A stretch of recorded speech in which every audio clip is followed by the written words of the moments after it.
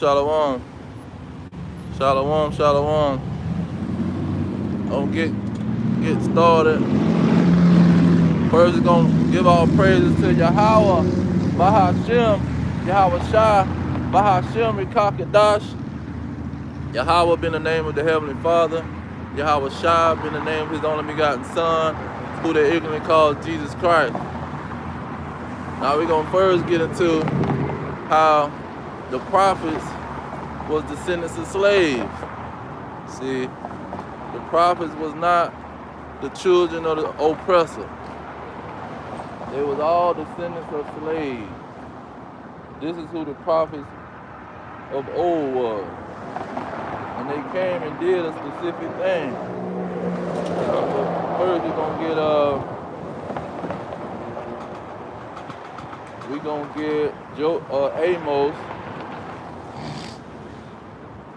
We're going to start with Amos chapter 2.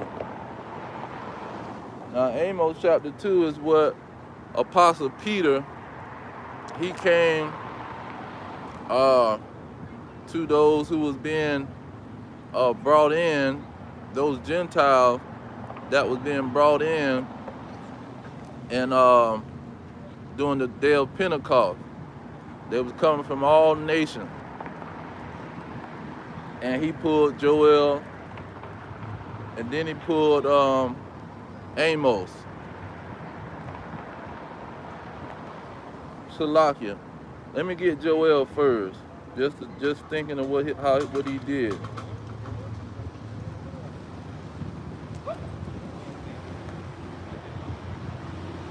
He pulled Joel chapter 2. This is Joel chapter 2. Verse 27, it says, "And ye shall know that I am in the midst of Israel, and that I am the Lord your God, and none else. And my people shall never be ashamed." So this is what Apostle Peter was putting. He said the Lord is in the midst of Israel. And how is he here in the midst of Israel? When you go into Amos, starting at Amos chapter 2. This is Amos 2 and 11. It says, "And I raise up of your sons for prophets, and of your young men for Nazarites. Is it not even thus, O you children of Israel, says the Lord?" So he was making a declaration. He's pulling the prophets from the children of Israel. Then when you jump in the next chapter, starting at verse 1, it's Amos chapter 3, verse 1. He says, "Hear this word that the Lord hath spoken against you, O children of Israel, against the whole family which I brought up from the land of Egypt, saying, you only have I known of all the families of the earth. Therefore I will punish you for all your iniquity." See, that's why repentance of sin is talking about the descendants of slaves, because their sins got them into slavery. If they would have never sinned, they would have never went into slavery. So the whole situation was about slavery. It was not about no sin. The sin was the cause of the major situation. So he had to reverse it. The not sinning is going to reverse the situation. And so the children of Israel and all the prophets came from the descendants of slaves. That's why he said, "I brought you out of Egypt." You were slaves in Egypt. And he said, out of the prophets, I'm going to choose the prophets from your son. When I choose the prophet, he's going to be your son, children of Israel, and he's going to be a descendant of a slave. Solomon was a descendant of a slave. David was a descendant of a slave. Yahawashi was under the Roman captivity under the Roman army as a descendant of a slave. You see, this is the narrative of the Bible. Not no God love everybody. Anybody grab a Bible, they can be a prophet. They can prophesy. If you prophesy, first of all, you reading from the Israelites. You reading verses from the Israelites. You reading prophecies from the Israelites, descendants of slaves. You ain't prophesying your own words. You just regurgitating what the Israelites got from God. So either way it goes, you is regurgitating and following an Israelite and a descendant of a slave. See, none of these people wasn't in Egypt serving hard bondage.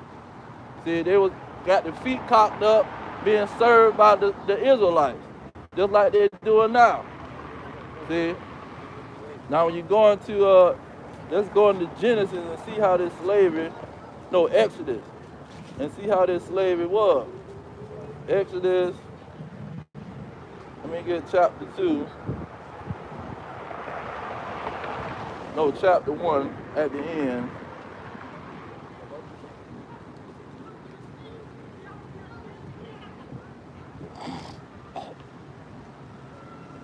I'm going to start with verse 12. It's Exodus 1 and 12.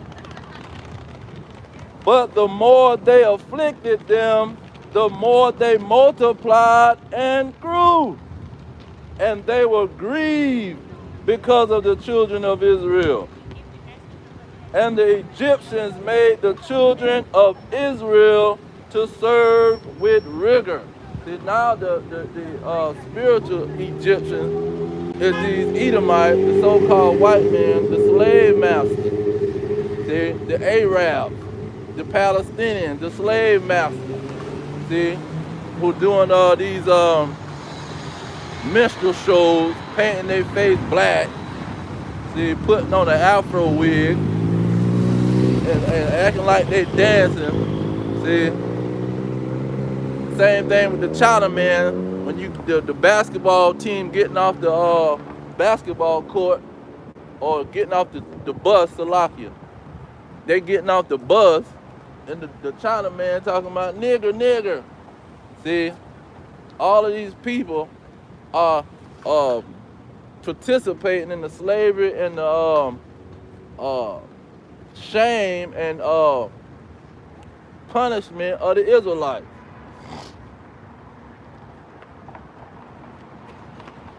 I'm going to get back in there. There's Exodus chapter 1 and 13. Now 14 says, and they made their lives bitter. See, this is what these other nations don't know nothing about.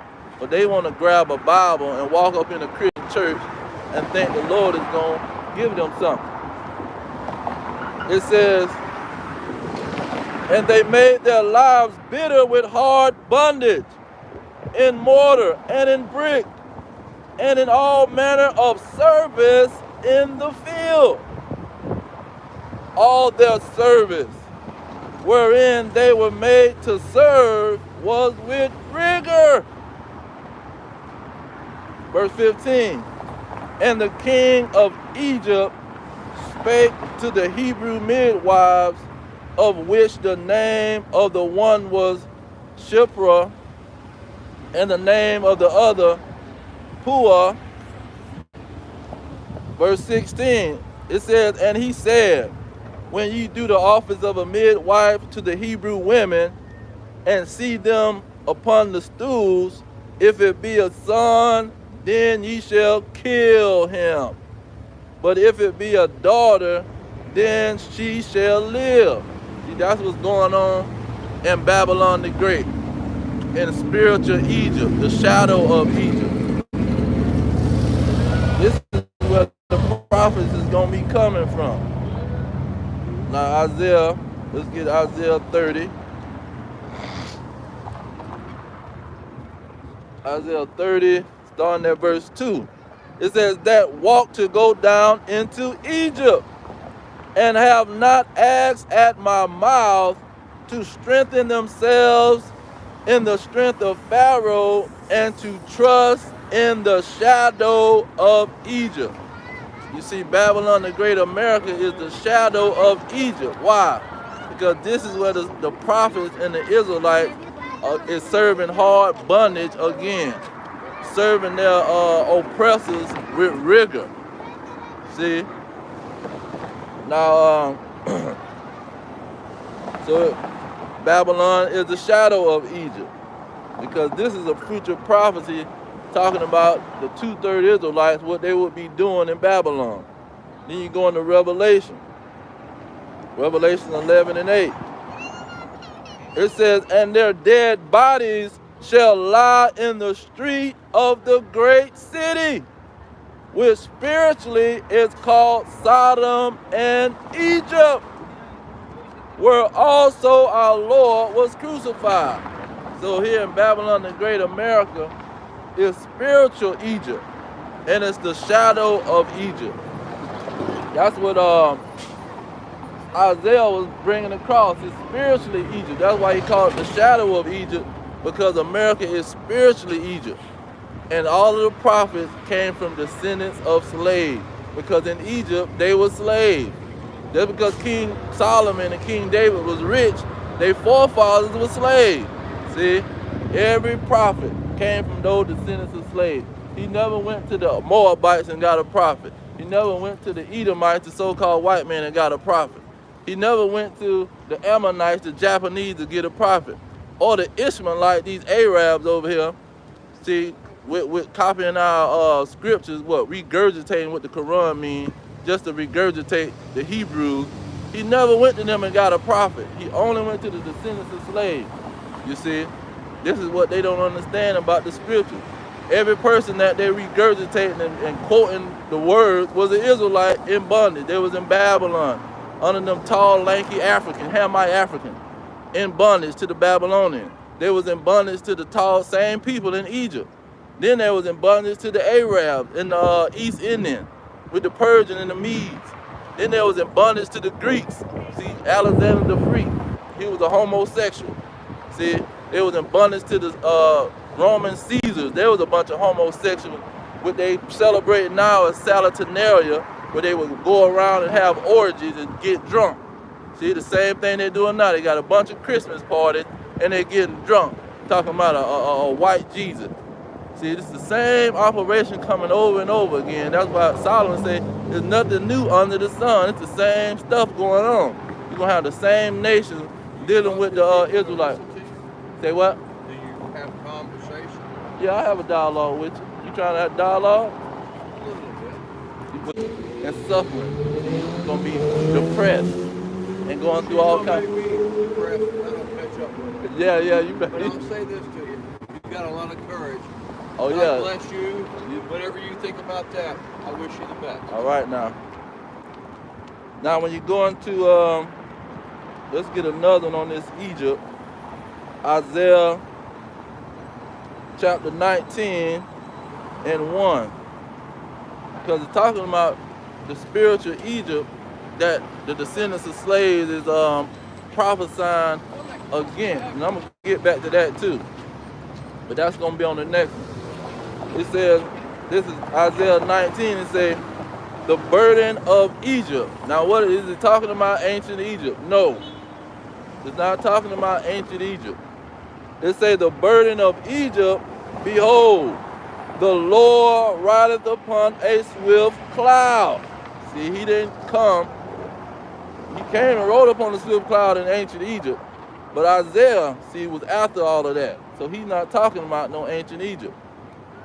It says, and shall come into Egypt, and the idols of Egypt shall be moved at his presence, and the heart of Egypt shall melt in the midst of it. And see, these idols too is these rich people, and these people that think they got some power. The mighty men of Edom. And even if they're not Edom, they still mighty because of the money that they possess and the power that they possess. Verse 2, it says, and I will set the Egyptians upon the Egyptians, and they shall fight every one against his brother, and every one against his neighbor, city against city, and kingdom against kingdom. Okay. Let's get verse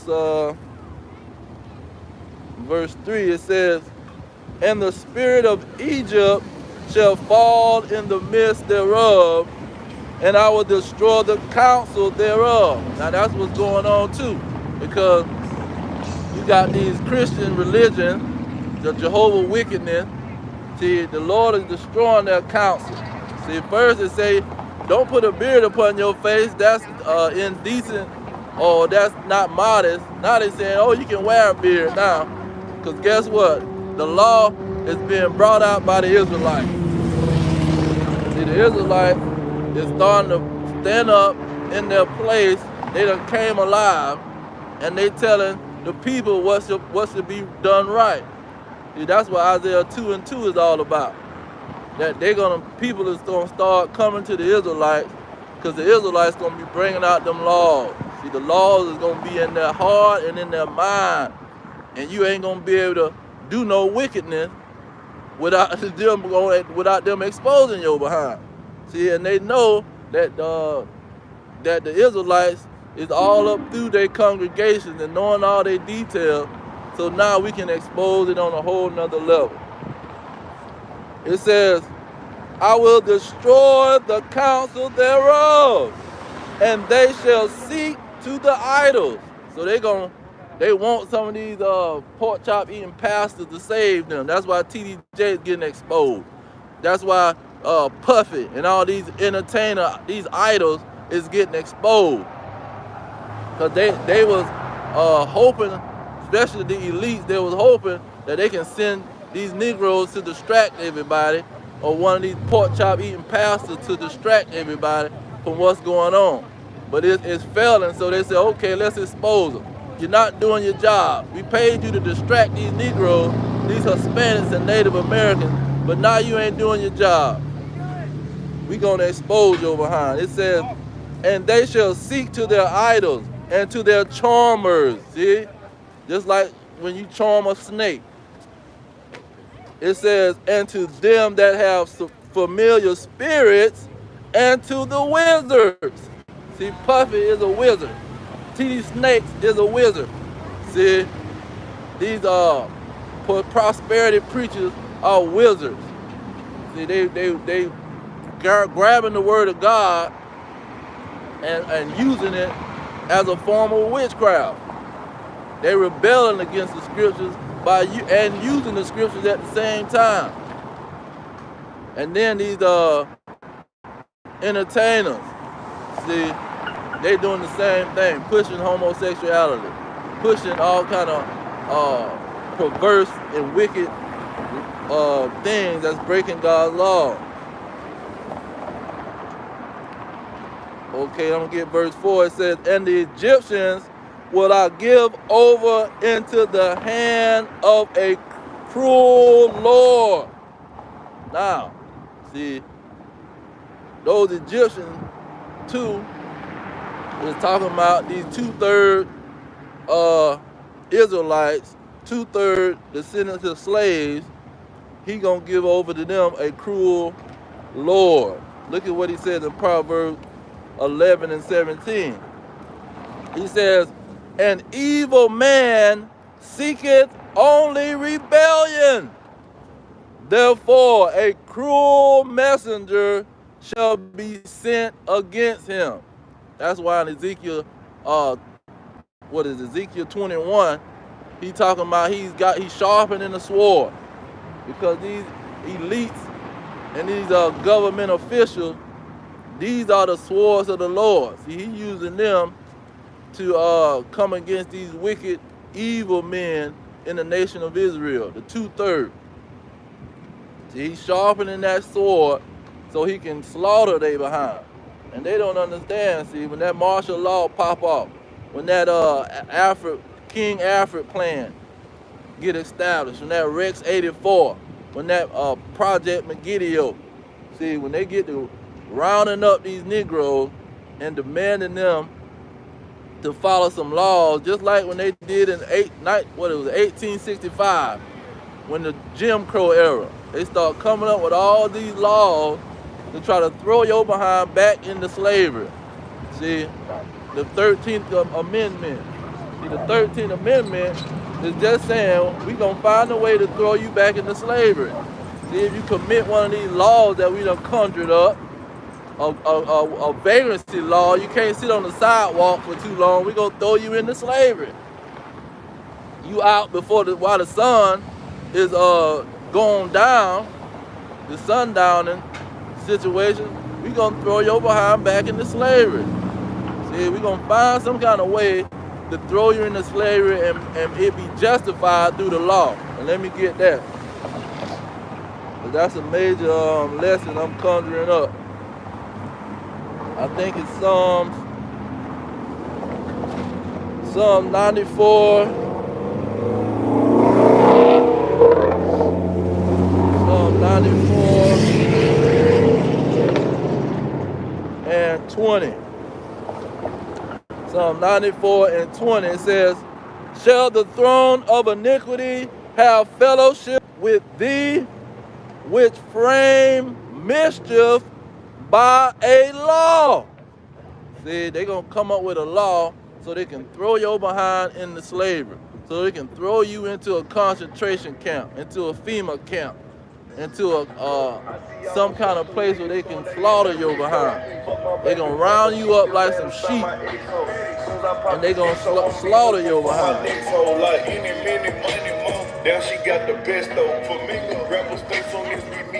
I do not own the copyright to this music.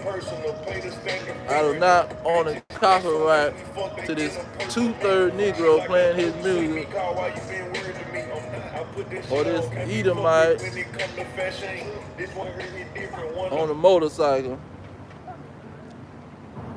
I'm going to read that Psalm 94 and 20 again. It says, shall the throne of iniquity have fellowship with thee? Laws that's going to cause the people to end up being slaughtered. It's going to cause the people to end up being slaughtered. Because it's going to be a great slaughter. Well, we right here in Psalm. Let me go ahead and get it. It's going to be a great slaughter in the land of Idumea, and it ain't going to just be the nuclear missiles that's going to be slaughtering these people. That's why Isaiah 19 just said the Egyptian shall be against the Egyptian. They're going to come against each other and be killing each other. Now this Psalm 91 lets you know how it's going to go down. It says, I'm going to start at verse 6. It says, nor for the pestilence that walketh in darkness, nor for the destruction that wasteth at noonday. 1,000 shall fall at your side, and 10,000 at your right hand. See, there's somebody going to be standing. You got to be standing for them to fall beside you. If you beamed up, ain't nobody going to be falling beside you. They're going to be getting burnt up. It says, 1,000 shall fall at your side, and 10,000 at your right hand, but it shall not come near you. Only with your eyes shall you behold and see the reward of the wicked. See, those 2/3 wicked Israelites, they're going to be slaughtered in the land of Idumea, Edom, the so-called white man, America, Babylon the Great. See, before the nuclear missiles drop, the Egyptians going to be fighting against the Egyptians. And the 2/3 is going to get caught up in it because they chose to believe they slave masters. They want to strengthen themselves in the shadow of Egypt. I'm trying to get a bag. I'm trying to get some money. See, I'm trying to have the American dream. In the end of America, you trying to have the American dream. That's the the house with the picket fence and the car, the new car in the garage or the driveway. They trying to strengthen themselves in the shadow of Egypt. Okay. Let's get some more on that Descendants of Slaves. Now, in Acts chapter 2, verse, I think it's 17, it tells you when these Israelites, these descendants of slaves, is going to get the Spirit so they can prophesy. Acts 2 and 17, it says, and it shall come to pass in the last days, says the Most High, I will pour out my Spirit upon all flesh, and your sons and your daughters shall prophesy. And see, the mutation nations, that's what I'm going to start calling them, the mutation nations. When they bring out the scriptures, they want to say, look, he's pouring his Spirit on all flesh. No. This is Joel talking about the Israelites. See, he's quoting Joel. It's saying he's only in the midst of the Israelites. So why are you talking about some all flesh? It says, your sons and your daughters shall prophesy, your young men shall see visions, and your old man shall dream dreams. This is the point, verse 18.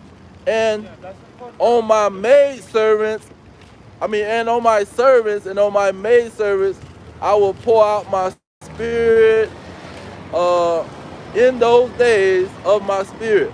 So that servant stands for a slave or a descendant of a slave. That handmaid stands for a slave or a descendant of a female slave. See, it don't just mean servant. When you go into it, it's a bond person, somebody that's bonded. You in debt to somebody. You in servitude to somebody. You in bondage to somebody, pretty much. Because that verse is in Joel. You can't go off of whatever the Greek talking about. I don't care what he's talking about. In Joel, it's a Hebrew operation. Now, when you go into another one I wanted to get, 1 Corinthians, let you know, this is not talking about these other nations, man. 1 Corinthians chapter 10, starting at verse 1. Now, the Corinthians was not no heathen or no Gentile. That was the non-Israelite Gentile. Salakia. This 1 Corinthians 10 and 1, it say, moreover, brethren, I would not that ye should be ignorant, how that all our fathers were under the cloud, and all passed through the sea, and were all baptized unto Moses in the cloud and in the sea. So he's saying all of our fathers. See, he didn't put no non-Israelite in here. This is in the Corinthians. Because guess what? The prophets was the descendants of slaves. See? What is it? Let me get Acts. Acts chapter 13. The prophets were the descendants of slaves. And all of the Israelites come under that banner. This is Acts chapter 13, verse 1. It says, now there were in the church that was at Antioch certain prophets and teachers, as Barnabas and Simeon, that was called nigger. Now, this is a Latin word for black. You got prophets and you got teachers that was called black in Acts chapter 13. So this is not talking about no Edomites or no Moabites, Ammonites, Ishmaelites. None of them wasn't prophets, man. They was talking about the Israelites and descendants of slaves. In Antioch, they was in slavery under the Edomites. See, Antioch was up in the Greek kingdom, the Grecian kingdom. That was all Edomites, so-called white people. It was no Negroes up in there ruling anything. And if they were just like our people, a bunch of sellouts, selling out so they can be amongst the Gentiles, living amongst the Gentiles, getting what they get. But the majority of them, just like the majority of our people, see, they up in the ghetto. When you look up the word ghetto, it'll tell you where the Israelites was dwelling. This is where the Israelites was dwelling because of the curses that was on them. They was gonna have to dwell in the hood, in the ghetto, see, until they had a spiritual savior come out that sky. Now, there was another one I wanted, 1 Corinthians.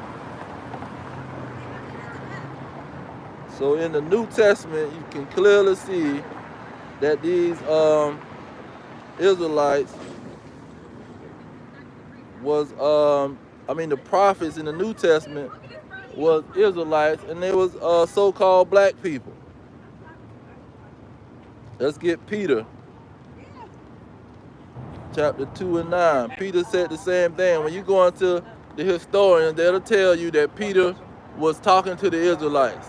See, they were saying this way back in the 1500s, in the 1600s with that guy Martin Luther and his people.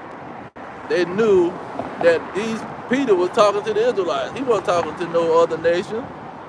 But you will get a Christian to run their mouth and say, oh, Peter went to the Gentiles and the non-Israelites. 1 Peter chapter 2, verse 9. It says, but ye are a chosen generation. And generation stands for family. They keep talking about generation like it's a time. It's not got nothing to do with time. It's a family. It says, a royal priesthood, a holy nation, a peculiar people, that ye should show forth the praises of him who have called you out of darkness into his marvelous light. See, this is what Peter was bringing out, that this thing is about the Israelites. And then in 2 Peter chapter 3, is it? There was another one I wanted. I just did a video about Peter. Let me get the verse real quick. Salakia.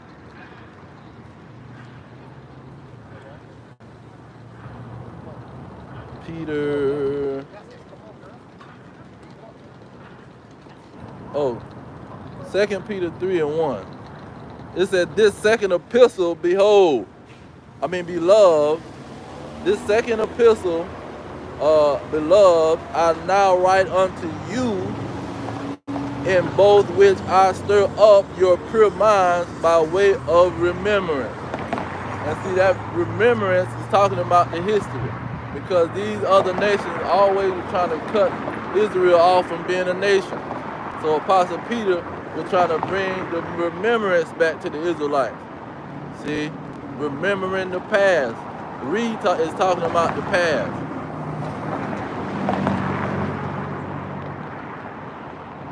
So these descendants of slaves, or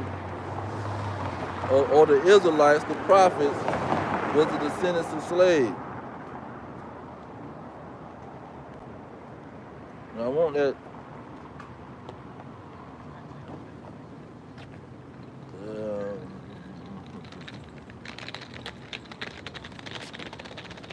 Let me get a little bit more on that. In Maccabee, since I touched it a little bit, the so-called Gentile Israelites. We got to bring that out more. The Gentile Israelites, they was that way for a certain reason. When you go into 1 Maccabees, chapter 1, verse 41. And this is what these mutation nations, these heathens, they try to hide the history. That's why Peter was trying to bring it back to their remembrance. Let me tell you the history so you can have a pure mind. For the 41, it's 1 Maccabees chapter 1 and 41. It says, moreover, King Antiochus wrote to his whole kingdom that all should be one people. 42. And everyone should leave his laws. So all the heathen agreed according to the commandment of the king. Yeah, many also of the Israelites consented to his religion and sacrificed unto idols and profaned the Sabbath. So this is what it's talking about. Israelites went under the Greek rulership. They say they like the glory of the Grecians most of all.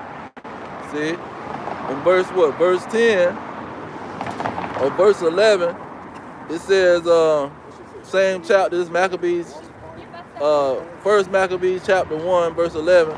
It says, in those days went out of Israel wicked men who persuaded many, saying, let us go and make a covenant with the heathen that are round about us, for since we departed from them, we have had much sorrow. So this is what was going on. You had wicked Israelites persuading other Israelites, let's go follow the so-called white man. What are they doing today? TDJ, Creflo Dollar. See, these wicked pork chop eating pastors, they doing the same thing. God love everybody. See, God is love. See, this is the crap that they coming out of their mouth. Let's go be up under the slave master. That's in the past. Go into the future. See, put your strength in the shadow of America. I mean, the shadow of Egypt. Put your strength in that. Go get you the American dream and stop worrying about the so-called white man. See, this is what them Negroes will do to you, man. They'll tell you that they got much sorrow to not follow the white man. They want to follow. Yahawashi say, Yahawashi came on the scene, and these Negroes say, no, man, we believe in him. We ain't gonna be friends with Caesar no more. See, Caesar gonna try to take our nation away from us. See, he gonna try to take the nation that is inclusive with his nation, because you had Herod the Edomite, and you had Pontius Pilate the Edomite ruling over them. So these elders and high priests, or whatever they want to call themselves, of our people, they want to follow the heathen, the Edomites. Same thing they doing today with the so-called Black Caucus.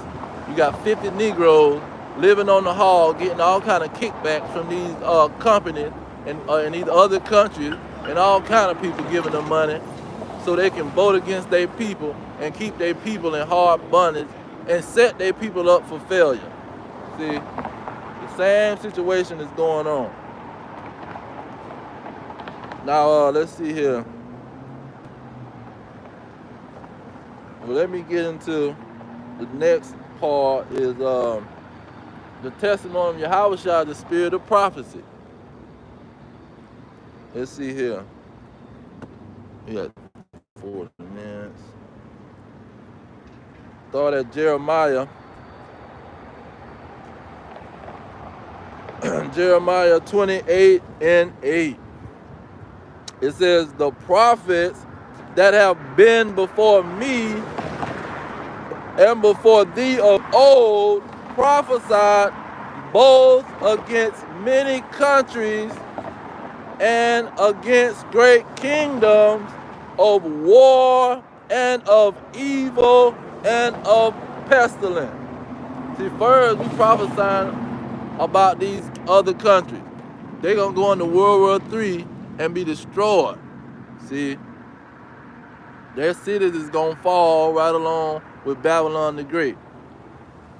And then we prophesying against the great kingdom, America. You see? Many countries and great kingdoms, which is ran by the so-called white man. Then they going to be having all kind of pestilence coming out, because they brought pestilence when they came over here in 1492. See, they brought all kind of pestilence then. They always come with pestilence. And evil just means bad time. It's going to be bad time, that great tribulation. Great trouble is coming to Babylon the Great, America. Then you go into, let's see here. Apostle Paul was regurgitating Jeremiah. Apostle Paul was saying the same thing Jeremiah was talking about, to let it be known he ain't speaking nothing different. I got one for that too. This is Ephesians 6:12. It says, for we wrestle not against flesh and blood. See, because we ain't got no army. We ain't got no might in our hand. What's that? Deuteronomy 28:32. See, we don't got no might in our hands when the what do you call them people? The child services come and take our children. All you can do is cry to your mama. They can come take that child and do whatever they want to do with it. See, and you ain't got no might in your hand. You can't call Earl and Ray Ray them, and they gonna get some guns and go get your child. That ain't gonna happen. Because them wicked Negroes will get destroyed in a second. It says, we wrestle not against flesh and blood, but against principalities, meaning they are elites, against powers, against the rulers of the darkness of this world, not some spiritual world, which the Christians will try to tell you, against spiritual wickedness in high places.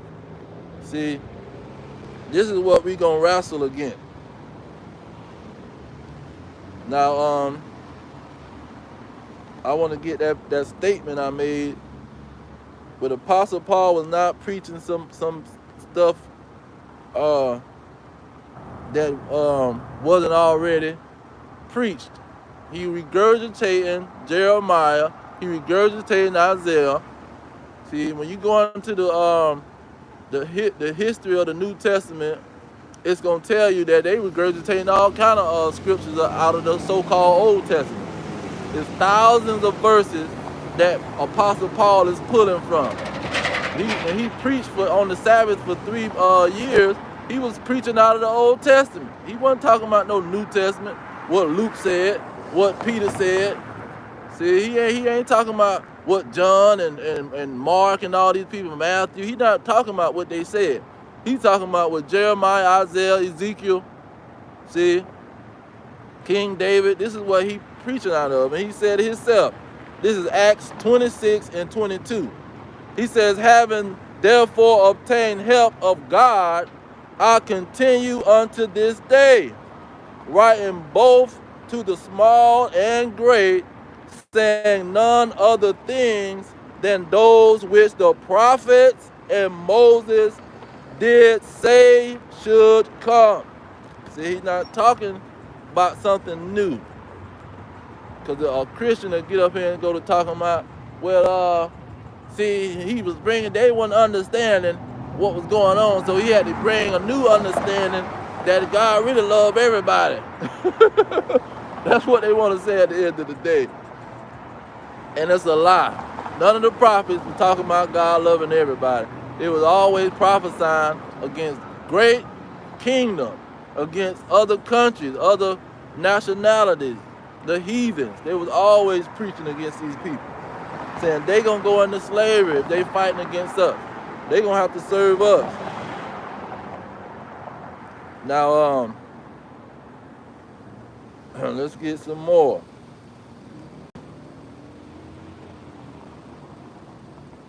You say the prophets. Let me go back to Amos. Amos chapter 3, verse 7. It says, surely the Lord God will do nothing, but he reveal his secrets unto his servants, the prophet. So the Lord is not going to do nothing unless he revealing the secrets to the descendants of slaves and the prophets. This is what the first part of it was about. So when you're talking about revealing, now you got to go to Yahawashi. Matthew chapter 13, starting at verse 9. It says, who have ears to hear, let him hear. And the disciples came and said unto him, why speakest thou unto them in parables? He answered and said unto them, because it is given unto you to know the mysteries or the secrets of the kingdom of heaven, but to them it is not given. That's why he said he's only going to reveal his secrets to the servants, the prophets. He's not going to reveal them to any just Joe Blow grabbing the Bible.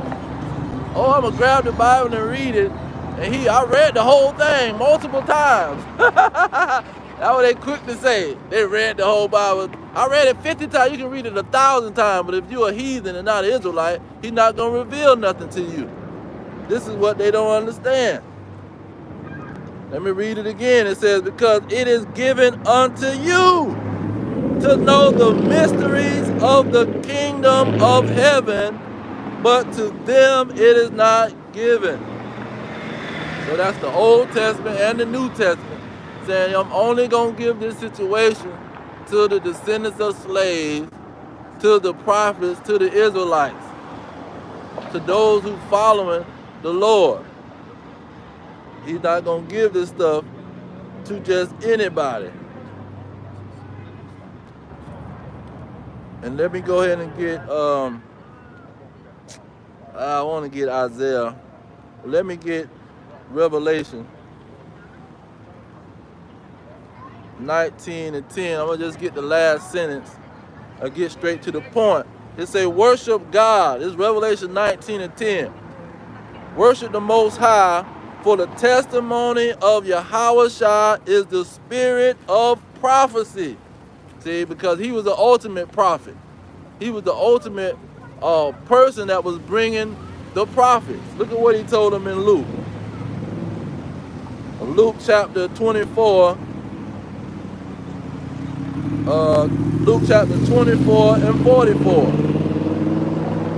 He said, and he said unto them, these are the words which I spake unto you while I was yet with you, that all the things must be fulfilled which were written in the law of Moses and in the prophets and in the Psalms concerning me.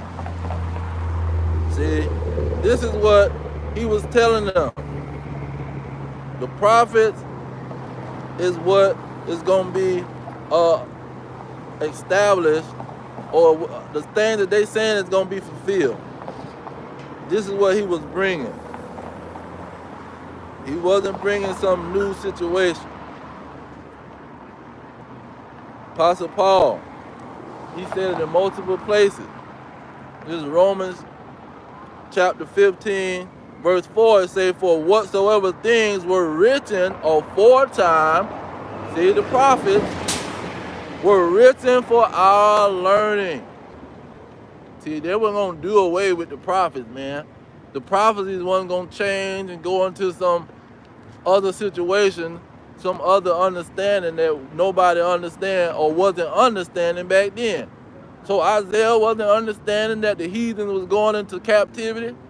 Jeremiah wasn't understanding that the heathen wasn't going to go into captivity. See, because both of them telling you the same situation.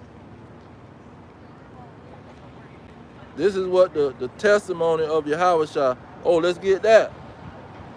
Hebrews, what is it, 12, 13 and 8? Yeah, Hebrews 13 and 8. It says, Yahawashi Mashiach, the same yesterday, See, in the Old Testament, he written in the Old Testament. And today and forever. See, he's the same today, yesterday, today, and forever. He ain't gonna change up and bring some new situation like with Macron in 144 AD. Macron, he want to come up and start telling people that the God of the Old Testament was pretty much the devil, and he was doing wrong, and Yahawashi is bringing a new God. See, Apostle Paul was bringing a new God. See, this is what this Old Testament and New Testament came from. This is what these Christians don't know the history. They don't know history, but they steady running their mouth, talking about a Galatians. They're ready to run to Galatians. Ready to run to, what is it, Galatians, Ephesians.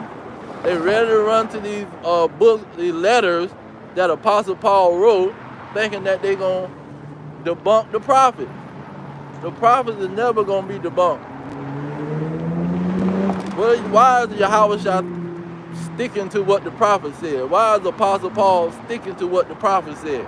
He ain't saying nothing but what they saying.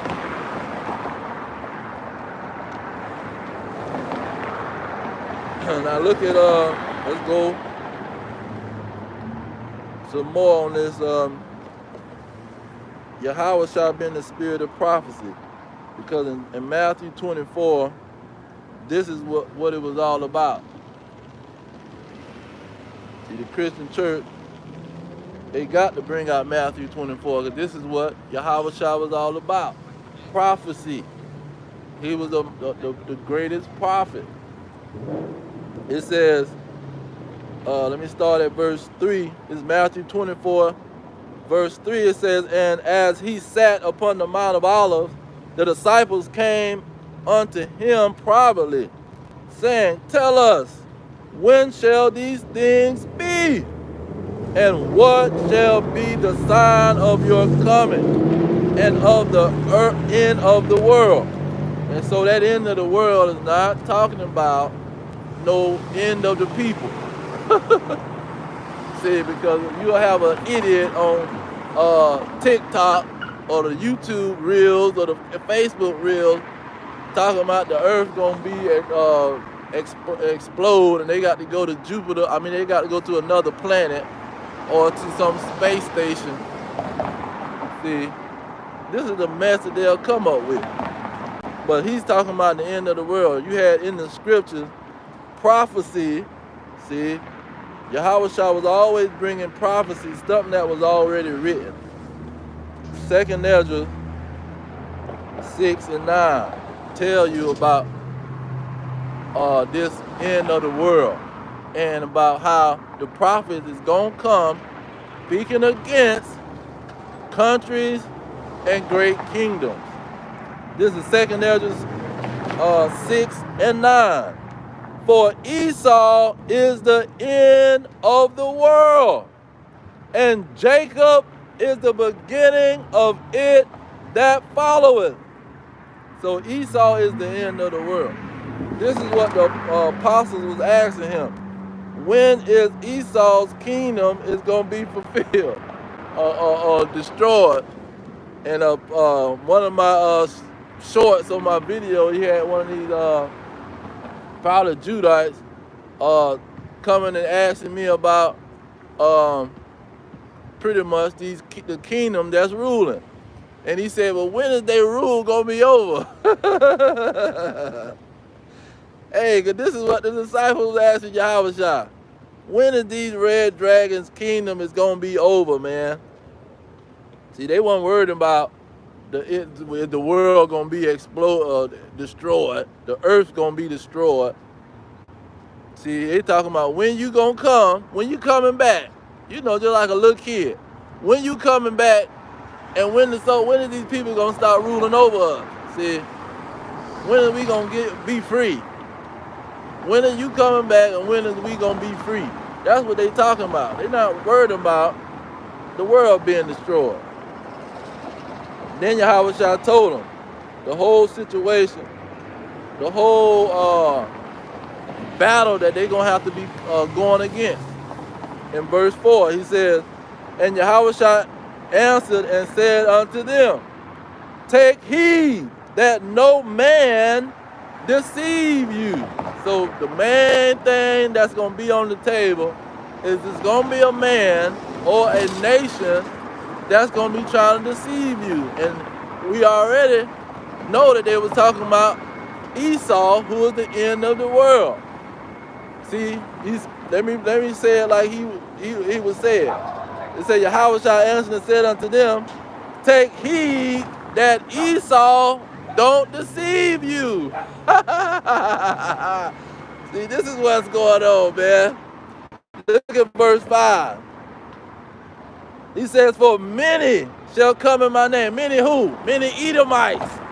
Many Edomites shall come in my name, saying, I am a Mashiach, and shall deceive many.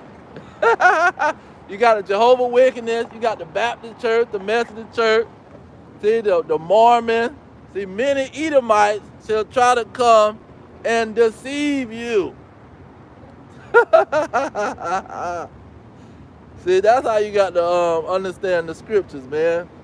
Because they were the ones ruling. They were doing it way back then. What Apostle Paul said, that the working of iniquity is already at hand. The Antichrist is already working.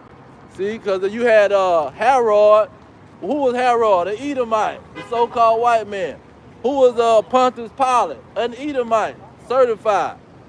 Google it. They say, Google it. Ask Siri, who was Herod? Who was his daddy? An Edomite. He was the king of Judea. See, they was already infiltrating. That's why in Revelation 12 and 9, it says, those that are say they are Jews but are not, because they was already in Jerusalem as king, a whole Edomite, man, the king of Judea. That's why he says this. He was so mad that they had a future king coming, and he was coming from the tribe of Judah. So he was mad about that thing. Now, verse 6 goes into the prophecies about these wars. That's why you see the Edomites killing each other over there in Ukraine and Russia, in the land of Khazaria. See, the land of Khazaria is where these Amalekites were stationed at. This is where they start to formulate a major plan on taking the heritage of the Israelites. See, we're going to take the heritage of these blacks, Hispanics, and Native Americans. We gonna take their heritage. So the Muslims gonna try to attack us, and so the Christians gonna try to attack us. See, and Amalek right now is in Ukraine killing each other. And the president, he's a small hat Amalekite. He say, oh, this is gonna be the next big Israel, Ukraine, the next big Israel. Then when you go to Israel, what's going on? The Amalekites, the Edomites, they down there killing the Ishmaelites, the Arabs. They're slaughtering them. Everybody getting slaughtered. And then they try to come up with a lie and say, they the Amalekites and the Lord told us to kill them. Hey, so Yahawashi, he said in verse 6, he said, ye shall hear of wars and rumors of wars. See that ye be troubled.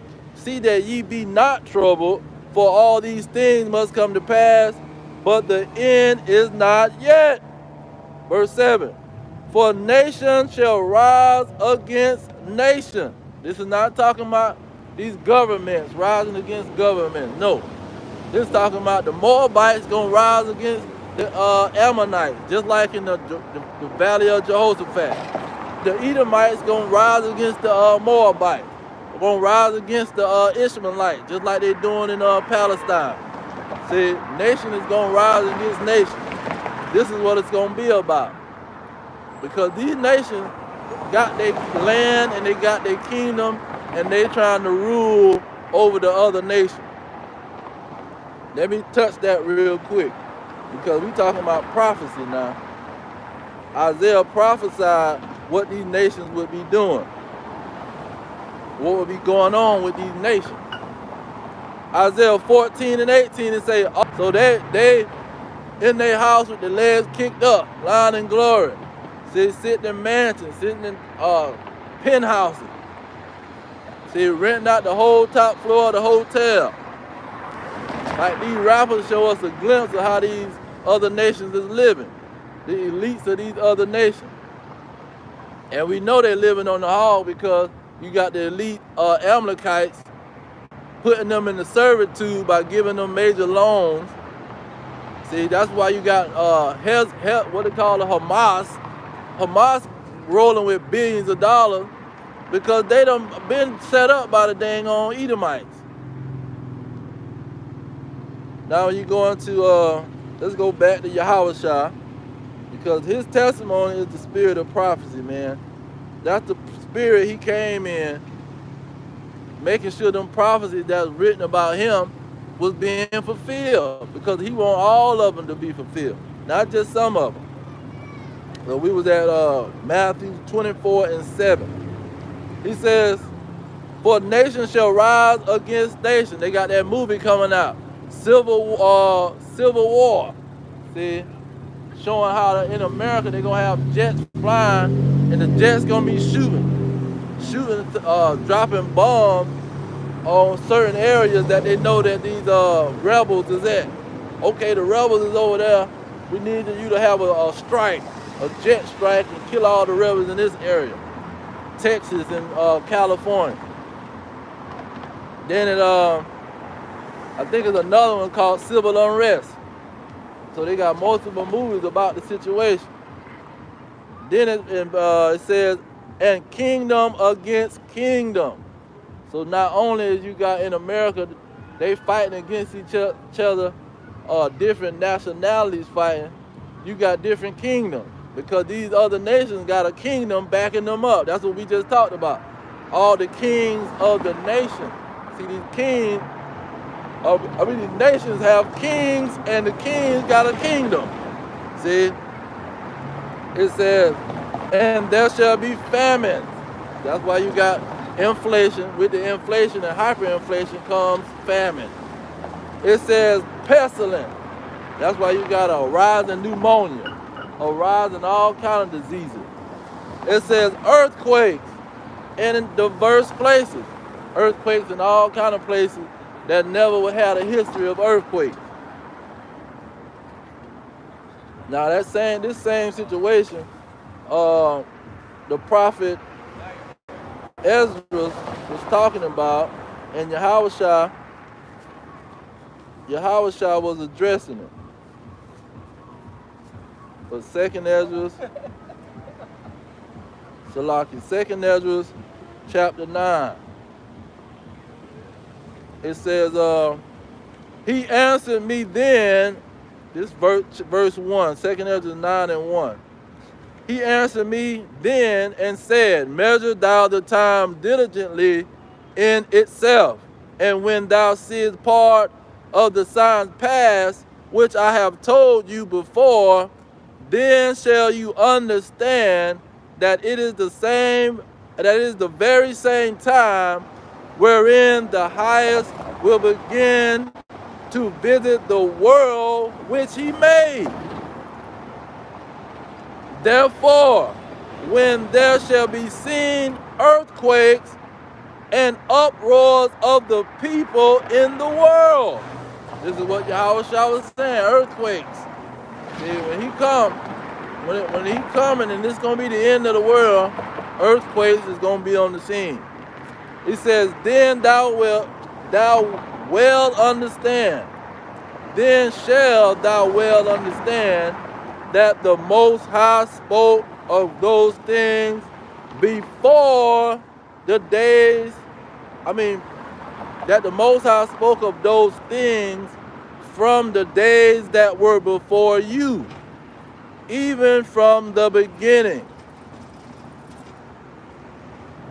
It says, for like as all that is made in the world has a beginning and an end, and the end is manifest. So the Most High, he already told what was going to happen through the prophets. And Yahawashi is telling his disciples, see, the end is going to be with earthquakes and all-out war popping off, and these kingdoms is going to be fighting each other and killing each other. It's going to be wars and a great tribulation. All hell is going to be breaking loose. This is pretty much what he's telling them. Now, let me get another one. Let's see here. Isaiah 46 and 10. It says, let me start at 9. It says, remember the former things of old, for I am the Most High, and there is none else. I am the Most High, Yahweh, and there is none like me. It's Isaiah 46 and 10. Declaring the end from the beginning and from ancient times, the things that are not yet done, saying, my counsel shall stand, and I will do all my pleasure. So the Most High already prophesied how that these people is going to be warring with each other and killing each other. Now let me get going to these Israelites, these 2/3 Israelites. There's a lot of them.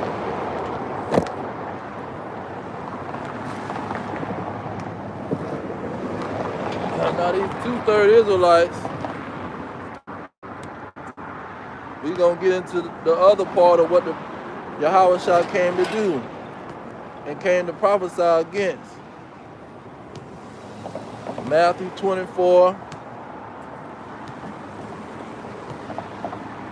And let me start at verse 9. It says, then shall they deliver you up to be afflicted, and shall kill you, and ye shall be hated of all nations for my name's sake, and then shall many be offended, and shall betray one another, and shall hate one another. And many false prophets shall arise, and shall deceive many. See, the false prophet is going to say, man, those Israelites coming out there with those signs telling y'all that y'all are coming from the lost tribes of the Israelites, but y'all a bunch of Hamites. See, y'all a bunch of Gentiles. See, they already in Atlanta, Georgia. I got one on my page. The Amalekites, the small hatters, they done set up this Hamite-looking Negro with another Jake, and they talking about, no, y'all some Hamites. See, y'all ain't no children of Israel. One or two of y'all might be, but majority of y'all is some Hamites. See, this is what they doing. They got Vocab Malone. See, he up there rounding up a bunch of Negroes that's offended.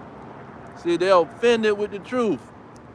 And they ready to betray their own brothers to join the devil and to push them lies.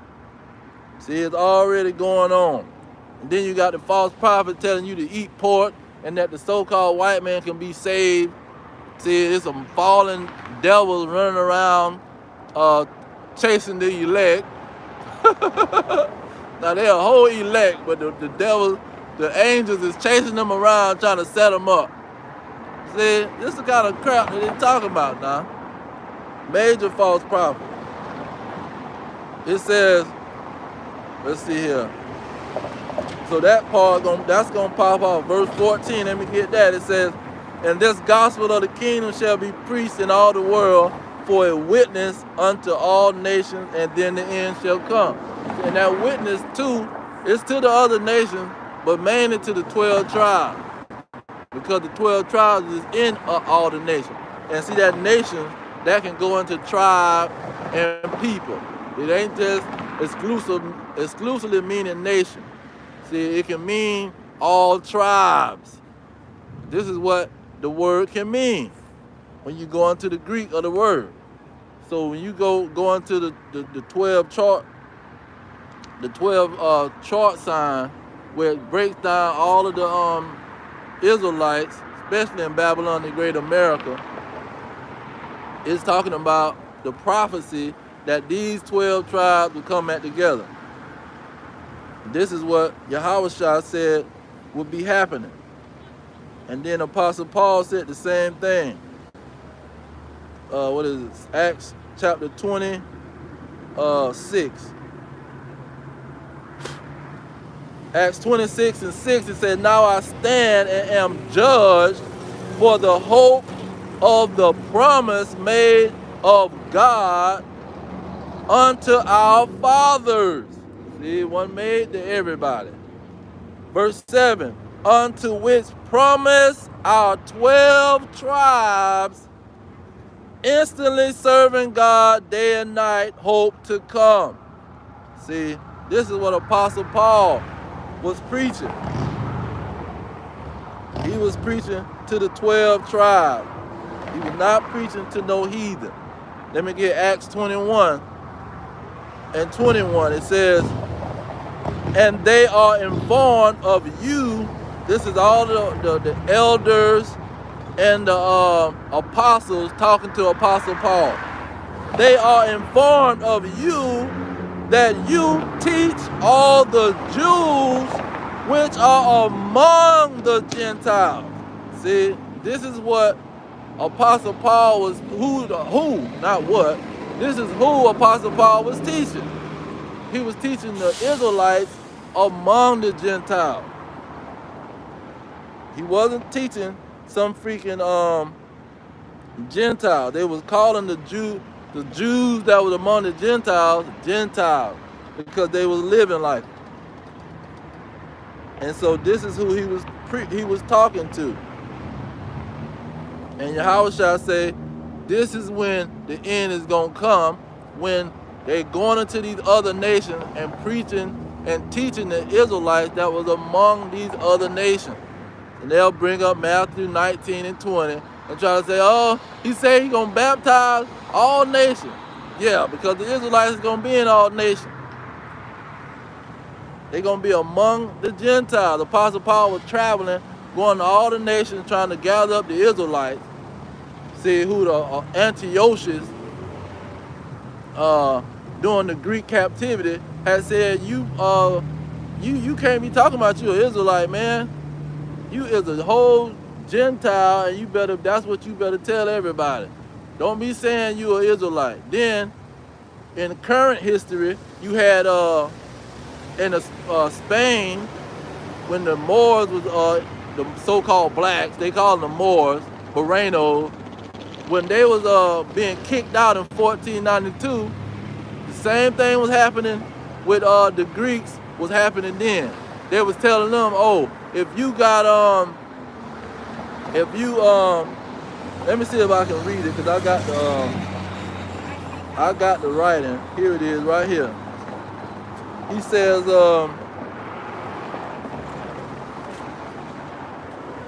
it says, where is it?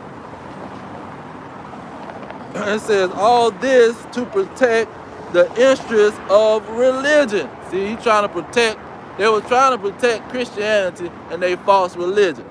That's why they was kicking us out of Spain. It says, all this for offense to travail that our blood boils with indignation at the very thought of this horrendous cruelty. Okay, they going into how we was being pretty much punished if we want to call ourselves an Israelite. But let me get to the point. It says, okay, there it is. It says that he wore better clothes. Hold on. Yeah, that's where I wanted to start, because they pretty much saying we gonna got some signs to tell you if these Israelites is breaking our law on not trying to follow their heritage or not trying to be an Israelite. We watching them and seeing what they doing. See, and that's what the Greeks was doing back then. Antiochus, he was making all kind of laws that was making sure you don't act like you an Israelite or even tell somebody that you're an Israelite. But it says here, this is talking about this in Spain when they was casting the Israelites out and turning them into slaves. It says he wore better clothes. He wore better clothes or cleaner linen on the Jewish Sabbath than on other days of the week. That he had no fire in his house on the Jewish Sabbath. That he ate the meat of animals slaughtered by Jews. That he abstained from eating pork. That he gave his child a Hebrew name, and yet was permitted by law under severe penalties given a Christian name. See, in 1492, they was going extra hard on trying to keep or turn the Israelites into Gentiles. This is the same thing that the Greeks was doing in the Greek captivity, and they tried to hide it. See, just like when we know the history of America, that they brought us here and they gave us another name. See, my middle name, the name that my daddy gave me was pretty much, I would say similar to Kuta Kinte, the famous movie that was in Babylon the Great. It's called Roots, because the slave master whooped his back and made him say his name was Toby. See, so this was a major situation that was going on. They was being stripped of their name. They was being forced to be so-called Christian. See, and now a Negro want to argue with you and stay a Christian. and when I say a Christian, I ain't talking about a follower of Yahawashi. I'm talking about a follower of the so-called white men, because that's what Christianity is all about. Following these red dragons. So they the one trying to force our people into worshiping them. Now let's get into Yahawashi one more time over at Yahawashi said this what will be going on. All the tribes will be hearing that they are Israelites. This is when the end is going to come. But at the same time, this is going to cause the enemy to arise.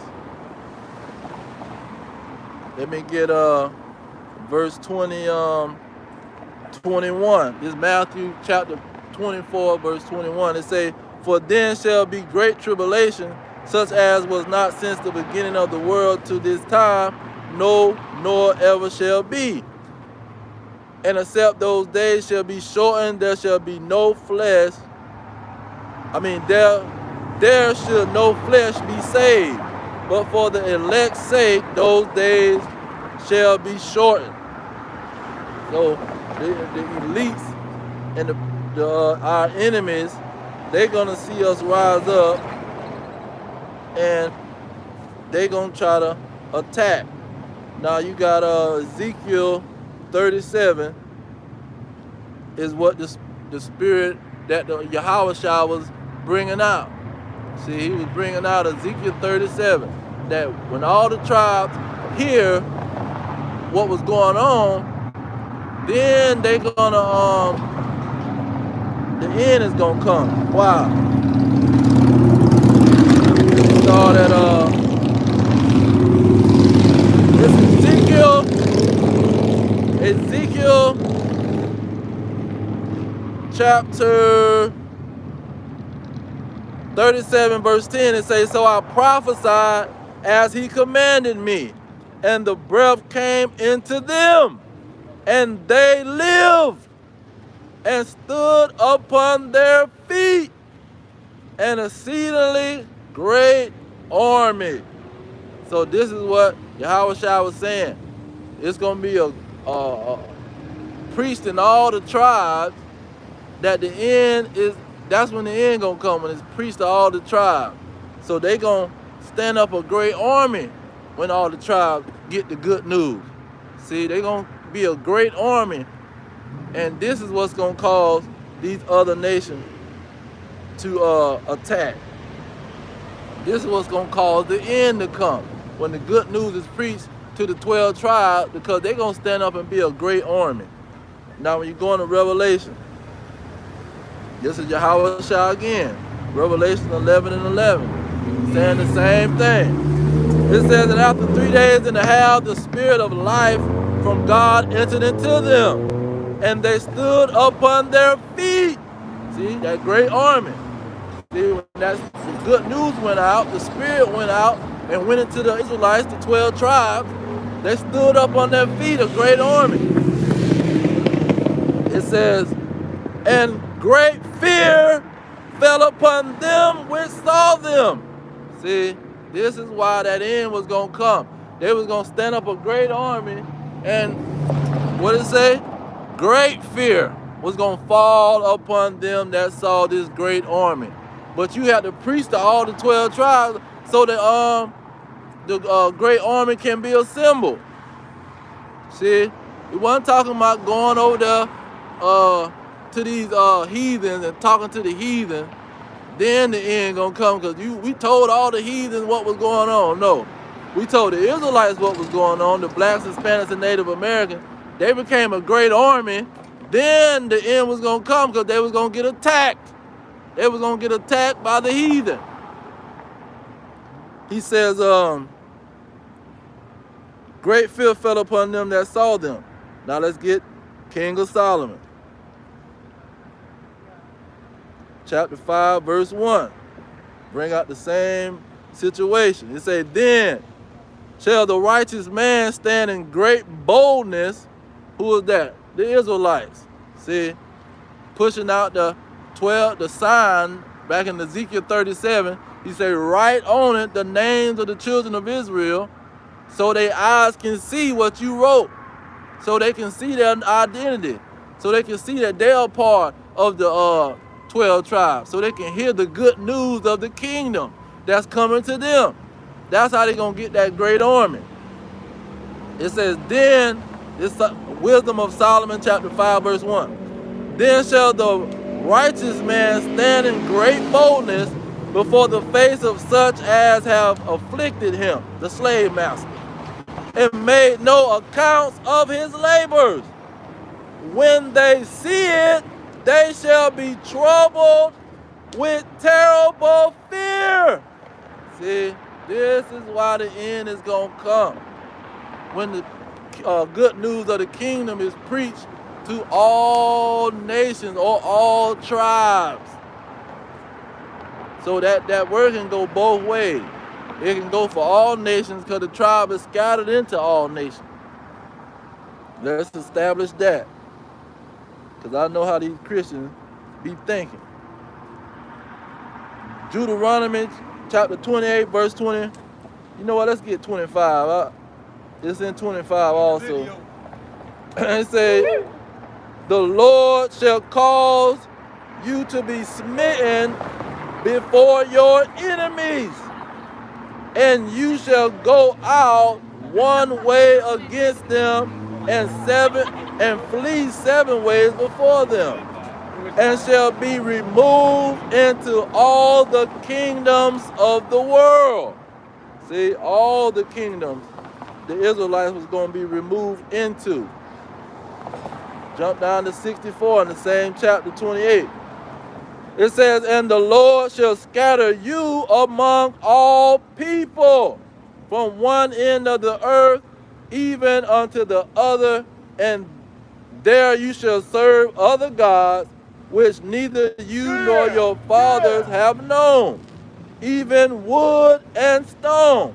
See, the wood is Christianity, and stone is the Muslim cobblestone. See, this is how detailed the scriptures are. Now, when you go into why they were going to have terrible fear, because they know, see, the white guilt is real. You have a Edomite lady, she's giving a seminar that's talking about white fertility or something like that. And it's pretty much talking about white guilt. That these people got a deep guilt because they know it's going to be a great punishment for the slaughter that their people been participating in. This is why that fear is not just because of the great army. See, the great army ain't the only thing that's causing fear, that's going to cause fear on these Edomites and these other nations. It's going to be it's deeper than just a great army. Oh, we see a bunch of Negroes and they saying that they got an army. No, that's not what the situation is going to be about. They know that the Lord is coming with revenge. The Lord is coming with punishment because their people's been slaughtering all other nations. This Obadiah chapter, number 1 chapter, verse 10. It says, "For your violence against your brother Jacob, shame shall cover you, and you shall be cut off forever." See, that white fertility and that white guilt, see, that's a real thing. And when they see the righteous man stand in great boldness, they already know, especially the elites. They know the prophecy. See, they got preachers, man, that go way back. Preachers that already know what's gonna happen. You got Freemason. What's the guy named? Albert Pike, who wrote the book Dogma. He already told them that the Arabs and the Edomites is gonna be fighting each other. It's gonna be a third world war. See, it's gonna be a recompense for what they done did. So you got all across the board people telling them. Then you got, it's another guy, I forget his name, but he wrote a book called The Burnt Earth or some mess. But he went to seminary school in America, and he telling the same thing. All these nations is gonna get rounded up, and they're gonna have a nuclear war and destroy America. See, and the elites, they know what the pastors' books they writing. They writing all kind of books. Even the rabbis writing books about what's gonna happen. So you got the rabbis, you got the bishops. They telling the elites, man, this is what's gonna happen. As soon as the Israelites stand up and gather up together, it's game over. We're gonna have to serve a recompense for all the bloodshed and the murder that we've been participating in through the military and every other kind of colonization venture that we've been participating in. Now Micah chapter 2. I'm going to read down to 4. It says, this Micah chapter 2 verse 1. It says, "Woe to them that devise iniquity, that work evil upon their bed. When the morning is light, they practice it, because it is in the power of their hand." That's why you got Job 9:24 telling them that the earth is given into the hand of the wicked. See, because he the one came out with white Jesus, with Edomite Jesus, and lied to the whole world and start pushing these lies, trying to steal the identity of the Israelites. It says, let me get verse 2. It says, "They covet fields and take them by violence, and houses and take them away. So they oppress a man and his house, even a man and his heritage." See, they want to steal the heritage of the real Israelites. I'm going to jump down to verse 4. It says, "In that day shall one take up a parable against you." Who? The ones with the power. "And lament with a doleful lamentation, and say, We be utterly spoiled. He have changed the portion of my people. How have he removed it from me? Turning away, he have divided our field. See, it's going to be somebody prophesying against them, saying the stuff that they done did to their people. And who is going to be doing that? Mainly the 12 tribes. So that terrible fear is going to fall upon them. That's when the end going to come. That's when they going to want to attack. See, we got to attack. That's why they got the Project Megiddo, Rex 84. See, the King Alfred plan. That's why the FBI saying, oh, Negro unity is our greatest problem. See, Negro unity. See, we got all these problems in the world, but Negro unity, pretty much we saying the 12 tribes unifying is our greatest problem. This is when our world will be ended. See, when that good news go to the 12 tribes, see, and they unify, that's when it's an end. That's when it's a wrap. Hosea, the first chapter, talked about this. And this is why Yahawashi, when he, see, these people be using witchcraft, man. See, they like to put the truth in your face and then give you a false story about it. See, that's why they'll make the Passion of Christ, but they got a bunch of Edomites in there.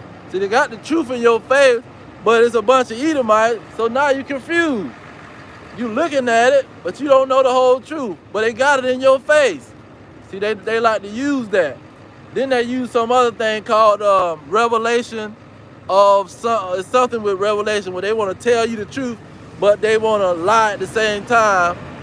So you know the truth, but you seen it or whatever, they told you, and they can't be held accountable because they told you. Some ignorant mess. But let's see here. I want to get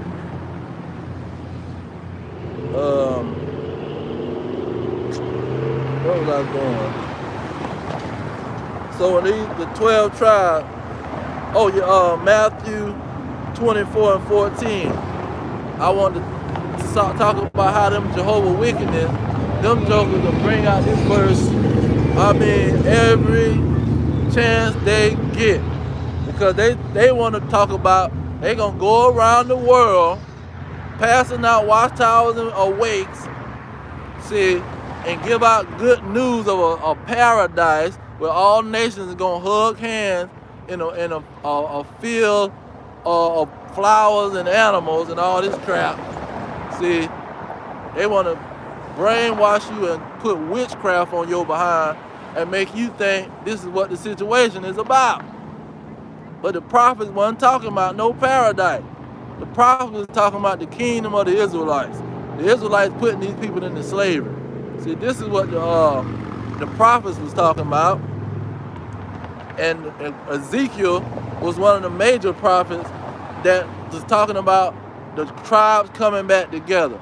The tribes uniting from a stick or a sign that they holding up, that they done wrote the names of the tribes on, and to gather them back together. That's what I was going into, the Hosea. And Yahawashi, this is what he was saying in Matthew 24 and 14.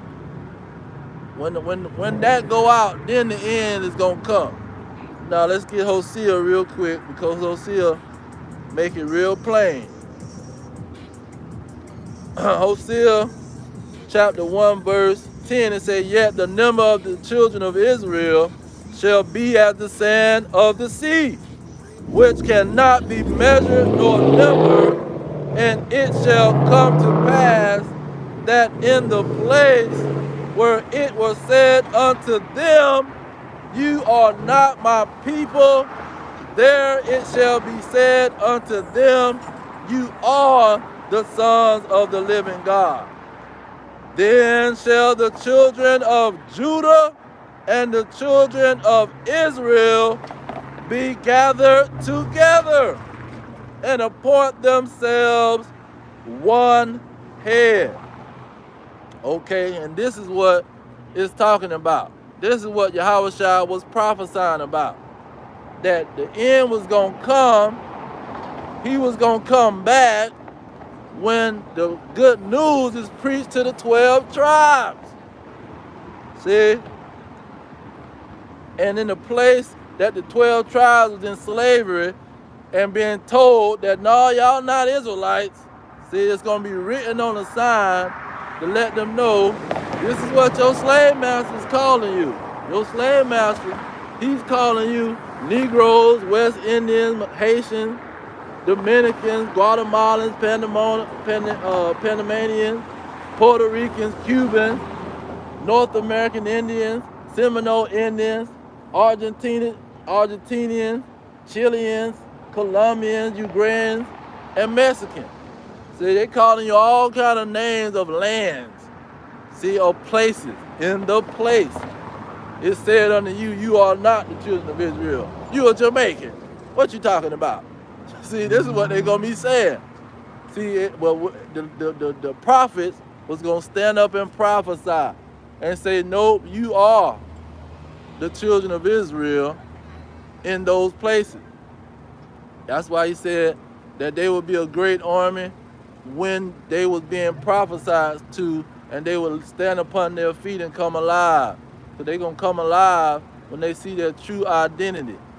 See, that's what Yahawashi was talking about in John chapter 3, when he says you're going to be born again. Only you can be born again. What do you say? You must be born again.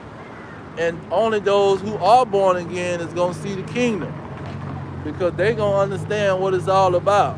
The kingdom is not about a paradise of all nations. See, the kingdom is not about all nations being equal, all men being equal. No. The kingdom is about the Israelites being the rulers and having a kingdom of their own, and an everlasting kingdom under Yahawashi, King David, and the other Israelites. Now when you go into, what was the other big one? Apostle Paul. I want to get in the Old Testament, New Testament. Apostle Paul brought out the same situation. And when you get around Christian, they want to run to Apostle Paul like he's saying something different. This is Romans chapter 9, verse 24. See, they'll run to this verse like they know what they're talking about.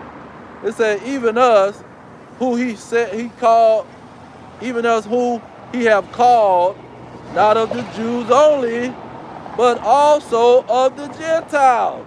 See, they'll say, oh man, he's talking about not just the Jews, the Gentiles too. A hot mess. The next verse, he quote Hosea chapter 1, that the Israelites is going to be in slavery, being told that you ain't even his people. But then in the same place, where they telling them that, they're going to realize, oh no, you are the children of Israel. Why? Because men with the Israelites is going to prophesy to them and bring them back to life. So Apostle Paul quotes that. Then he quotes Isaiah, verse 27. He said, this is Romans 9 and 27. It says, and Isaiah also cried concerning Israel. That also means this is about the Israelites. It's not about no non-Israelite Gentile. This is about Israelite Gentile. It says, Isaiah also cried concerning Israel, though the number of the children of Israel be as the sand of the sea, a remnant shall be saved. That's that 1/3. Only a 1/3 of the Israelites gonna be saved. So a remnant is gonna be gathered back together, and they gonna be made a great army. And this is why they gonna want to attack. Let me get Baruch chapter 2 verse 30.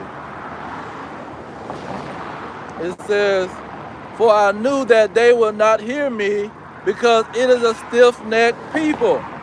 But in the land of their captivities they shall remember themselves. So in the land of their captivities, they will remember themselves how? Just like Apostle Peter say, I'm going to put you into remembrance. I'm going to stir up your pure mind.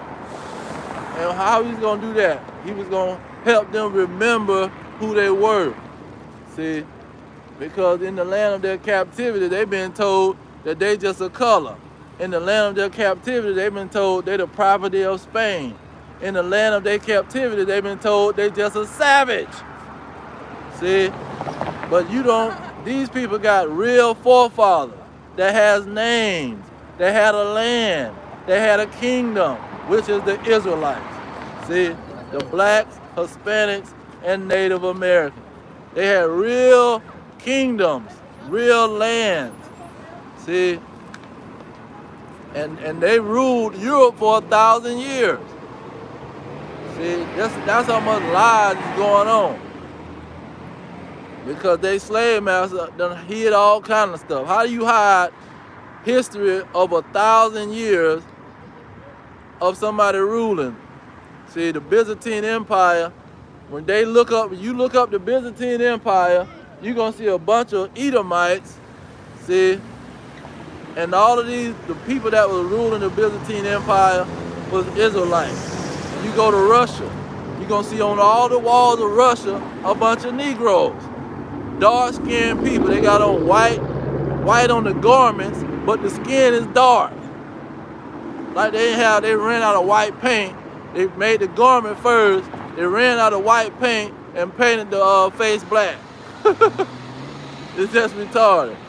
Germany got the same thing. Spain, France, all of them got churches, and the people were dark complexion, and they was Israelites.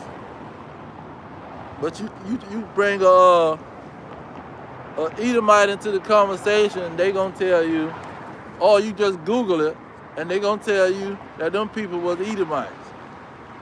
This is how much history and how these people will lie and tell you the false history. Now, let's see here. Let's get 2 Thessalonians, because Apostle Paul, these people love running to Paul, and he the one that just dropped bombs on them. He was saying exactly what Yahawashi was saying. Yahawashi was quoting the prophets. He was quoting the prophets. Like he said in Acts 26 and 22, I think. It says in 2 Thessalonians, the 2nd chapter, verse 3. Let no man deceive you by any means. Who is he talking about? He's talking about this man of sin, this son of perdition. It says, for the day shall not come, for that day shall not come. What? That day that the prophets was talking about, that the 12 tribes would gather back together. Except there come a falling away first. First, the 12 tribes had to fall away. They had to go into captivity. They had to lose their identity. It says that the man of sin be revealed, the son of perdition, who opposed and exalted himself above all that is called God and that is worship, so that he as God sit in the temple of God, showing himself that he is God. Who did that? The so-called white man. You see, he got the passion of Christ. He got the 10 Commandments. See, you got white Jesus movies all over the place. You got white Jesus statues, white Jesus pictures all over the place. A bunch of Edomites. The Chinese is not known for trying to put up Chinese Jesus. The Hamites ain't known to try to put up Hamite Jesus, because you go in the land of Ham over there in Africa, they got white Jesus everywhere. The Arabs ain't trying to put up Arab Jesus. See? The who else? The East Indians ain't trying to put up the East Indian Jesus. Only the so-called white man is trying to portray himself to be God and Jesus. So he is the man of sin, the son of perdition. And then they see, when you go into Revelation chapter 1, this is how desperate these people to get. Chapter 1, what is it, 13 or 14? 13. 14. Let me get right to the point. See, they'll come up and say, look, and even what is the guy, Geno Genius, with his retarded self. But they'll come up and read his first Revelation 1 and 14. They'll say, his head and his hairs were white like wool, as white as snow. So they'll say, oh, it never said anything about texture. It didn't say it was an afro. Now, when you go into Psalms 147, Psalm 147 and 16, it says, he giveth snow like wool. He giveth snow like wool. So he's saying the snow is like the wool. See, they both just alike. Not just because of the color, not just because it's white. No, the texture. The texture of snow and wool is the same. The color of snow and wool is the same. It's a perfect analogy. It's a perfect comparison. See, but the Edomites say, no, he just had gray hair. He still was a so-called white man with goat hair. No, he didn't have goat hair or doggy hair. He had snow like wool hair. See, just like a sheep hair. That's why the Israelites was called sheep, because they had the sheep hair. See, and some of them would have had doggy, stringy hair if the fathers mixed in with some of these other nations with the straight hair or the doggy, goat-like hair. But mainly they had the woolly hair, and the Most High had the woolly hair. But the Edomites put their picture up and say, you know what? He looks like us. See, he looks like Billy. He looks like Joe. What the guy, Sergio Borgia, the Borgia family. Pope Alexander VI. See, he was the Pope, pretty much like the king or the president. And the religious leaders back then was at the top. They told everybody what to do. So he told the people to make a picture of his son. See, because his son had died.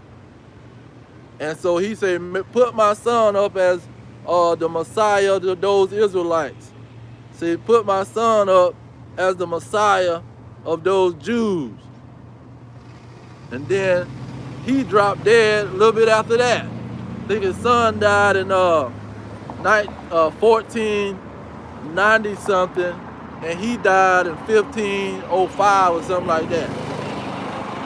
See, because these jokers put themselves up to be as God and the Israelites, and the Christian church further the situation. See, they didn't stop and say, you know what? We know the history about Caesar Borgia, and he was wrong for doing what he did. He shouldn't have put Yahawashi up as an Edomite. Nope. They keep going along with it. The Jehovah Wickedness.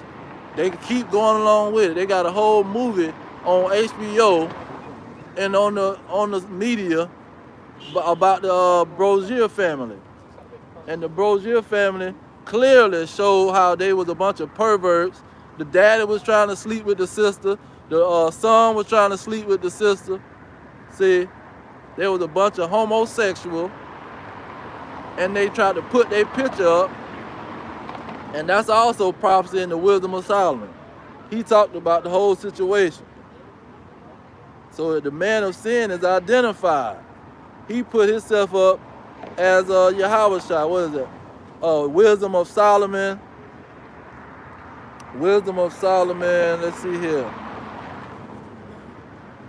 I'm going to start at 12. It says, Wisdom of Solomon chapter 14, verse 12. It says, for the devising of idols was the beginning of spiritual fornication. See, that's what Babylon the Great, it talks about fornication. That's why Revelation 11 and 8, it says Yahawashi was crucified in the place that Yahawashi was crucified. See, he was crucified in Babylon the Great because they put white Jesus all over the place and killed his image. It says, for the devising of idols was the beginning of spiritual fornication, and the invention of them the corruption of life. Okay. Let's get to the point. Verse 15, it says, for a father, talking about Pope Alexander of Rome. Not Alexander, Seleucus. The Pope of these Edomites. It says, for a father afflicted with untimely mourning, when he have made an image of his son, soon taken away, now honored him as a god, which was then a dead man. See, his son died in 1490 something, and he died in 15 something, early 1500. It says, and delivered to those that were under him ceremonies and sacrifices. 16, it says, thus in process of time and ungodly custom grown strong was kept as a law. See, that when the conquistadors and those Catholic colonizers, when they came over here to Montezuma in the 1500s, they had a big poster with Caesar Borgia's son on it, saying you got to worship this, and they had the cross in the other hand, and you got to be a Christian. See, this is the crap that they was pushing. It says, 16, it says, thus in process of time and ungodly custom grown strong was kept as a law, and graven images. See, white Jesus. See, they got the big old sign over there in Brazil. It says, graven images were worshipped by the commandment of kings. Because that's what in 1492 they were saying about those Israelites that was being turned into slaves. Watch and see what they doing. If they acting like they're Israelite, put them to death. They was putting 17 people to death a year. No, a day, Salakia. Every day, they was going into the people's houses like they going into the prison cell, like the correction officer going to the prison cell, and he looking for contraband, and he watching. See what he doing. We watching y'all. See if he doing the Sabbath, if he wearing clean clothes, if he eating goats and lamb, if he saying he ain't gonna eat no pork. See, we gonna string him up. We gonna burn them alive. This is what those Edomites was doing, and those kings was doing. And you got to be a Christian. That was the whole thing. They were trying to protect their Christianity. So let's in France, I think in France they had a law saying if you got slaves, you can't be none of the Hebrew people. If you practice in the Hebrew tradition, you can't have no slaves. Because we don't want them around, nobody talking about they some Hebrew. We want them only around Christian people. That's why they like to change their identity and change their name and start talking about some Christian. But they're secretly Zionists in their heart. See, these Christian Zionists. They really Zionists, but they trying to act like they some Christian. That was the whole plot. And that pretty much breaks down the son of perdition. That's what he was going to be doing. And it identifies who is this talking about. See, it tells you specifically what will be done.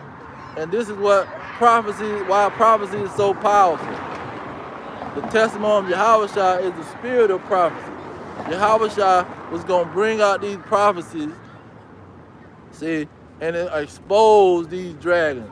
What he said, the false prophet was going to say, I am Christ, see, I am the Mashiach, and deceive many. They put up that white Jesus, and everybody got confused. And to show you how powerful the situation is, the mermaid, they had a black mermaid, and the black children started crying. To show you how powerful imagery is. When you put up an image of a lie, you confuse all kind of people, man. Why would these black children be crying over a black mermaid? Because their image have been destroyed. Their image have been demonized. So if they knew that God was in the same image as them, if they knew that Yahawashi had the same image as them, nobody could demonize them. Nobody could say anything about their image and their color. Oh, you're a bunch of blackies. Oh, you look like a bunch of monkeys. See, you never can say none of that because the comeback is too powerful. Well, what you talking about? I look like God. See, you is a darn albino lizard, albino orangutan. What are you talking about? The comeback will be too strong. You can't talk about me, talking about my color, man. I look like God, man. I look like God's son. I look like I'm the Israelites. What are you talking about? We God's people. You can't say nothing bad about us. See? But they don't got none of that. They've been told they're some dirty Hamites. Oh, Ham is the one that was cursed by God. See, this is what the Edomites will tell you now. Ham was cursed by God, and Ham, a bunch of booty scratchers hanging out there in the woods with these animals climbing on trees. See, they're not going to tell you that King Solomon was the richest man on earth that was black. He was the blackest man you could think of, and beautiful from head to toe, see, with locks in his hair and gold teeth in his mouth. They're not going to tell you that, man. So they put up them images to destroy the Israelites. And that image was a yoke. Let's get that. Deuteronomy 28 and 48. That was another part of that yoke that was put on our people. It said, therefore, this Deuteronomy 28:48. Therefore shall you serve your enemies, which the Lord shall send against you in hunger and in thirst and in nakedness and in want of all things. See, your image. And he shall put a yoke of iron upon your neck until he have destroyed you. Okay? This is one of the main ways they destroyed the Israelites. This is why he said their dead bodies shall lie in the street of the great city where we crucified Yahawashi. We made him an Edomite.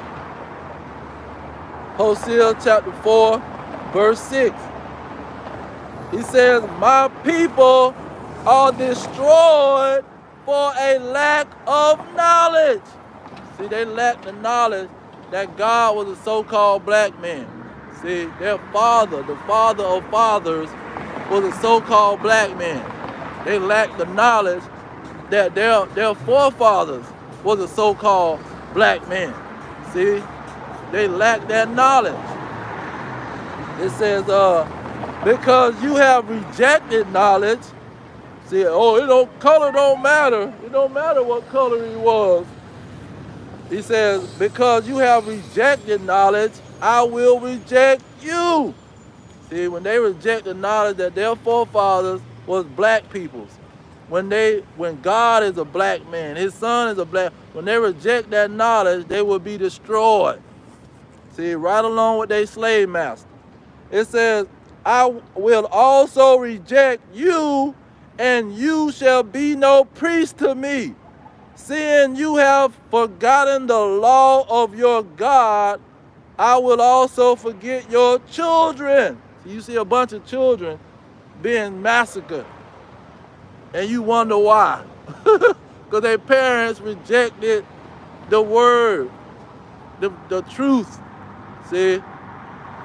Now it talks about the law, forgotten the law of your God. See, if they would have went into the law, and the law is not just the 613 commandments. The law is all of the scriptures. Wisdom of Solomon. You would have went into that, went into Yahawashi's word.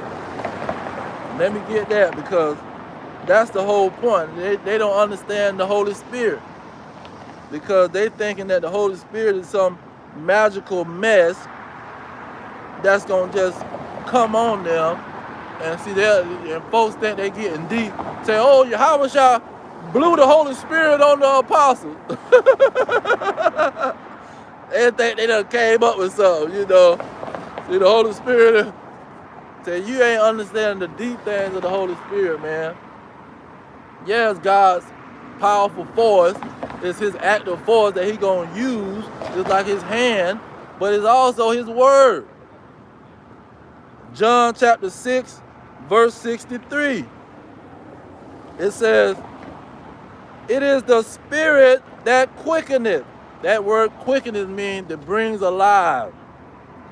See, to revive you. That's what Hosea chapter 6 is talking about. That the Israelites will be revived in the last days. It says, it is the spirit that quickeneth, the flesh profiteth nothing.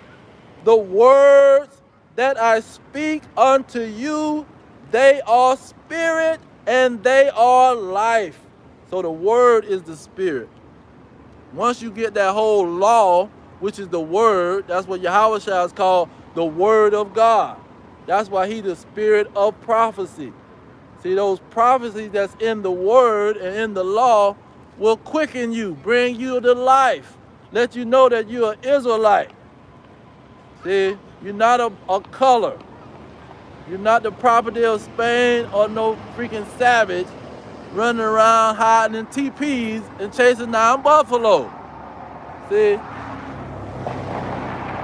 you will understand your history, because you will know there's one person that you can't trust when it comes to history.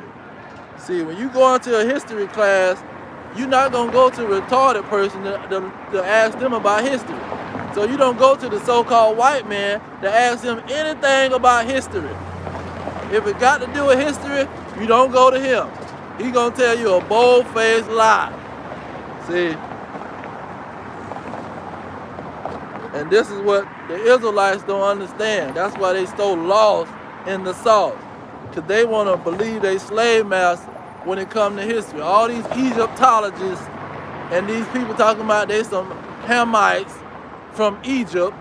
See, before that Bible, the Egyptians, see all that crap. See, these, because they listening to the so-called white man or the Hamites and their enemy. This is Ecclesiastes 12 and 10. Never trust your enemy. See, whatever history he coming up with is a lie. See, your enemy is going to lie to you. What did he say? December the 25th is when Yahawashi died. Yahawashi was born. Now, when you go into the scriptures, it talks about, it gives you a date. It says, what is it, Luke chapter 1? It gives you a date when Mary went into the manger. What was it? My finger's freezing. It might be Mark or Luke. Yeah, it says a date when she went into that manger.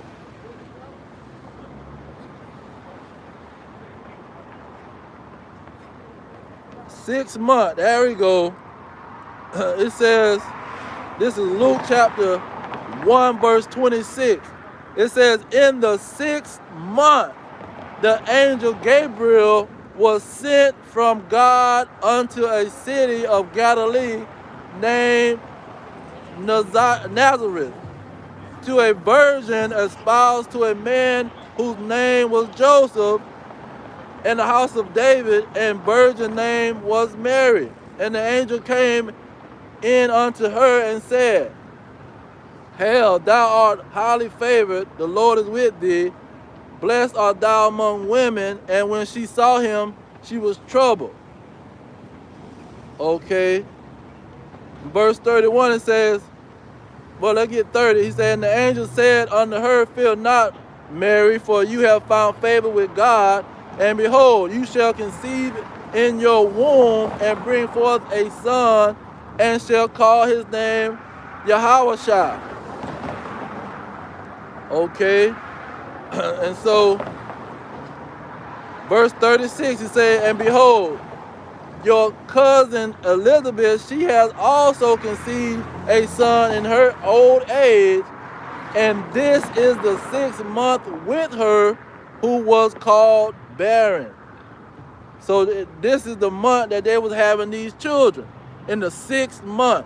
When you go by the Hebrew calendar, you got April, May, June, July, August, September. August, September. And then you got, that's 6 months, August, September. So this is when they was being conceived. Or this is when the angel came to them and told them they're going to be having a baby. So when you count them 6 months and go to the 9 months, that's going to take you right around back into the spring. He was not born in no freaking winter time, man. Then when you go into when he had the birthday on the Sabbath, see, he turned 12, and they went looking for him because he was with the priest. He was talking to the priest. So they come up with a whole lie, talking about he was born in the wintertime when he wasn't born in the wintertime. That's why you can't listen to these dragons talk about history. That's why he say never trust your enemy. You gonna trust him by listening to the history. Going into, because see, you can go on, man, on the Google and the internet, and they'll lie about all kind of history. See, that's their whole operation, lying about history. And see, a simpleton will believe them. And people can easily debunk their history, just like when they came over here in 1492, and you had these Native Americans with great kingdoms, great cities, living filthy rich, with gold, with clothes all on from head to toe, many fancy garments, elegant garments, see, with massive cities. Montezuma, look it up, 1519, I think. See, way before these dragons really came over here and got established.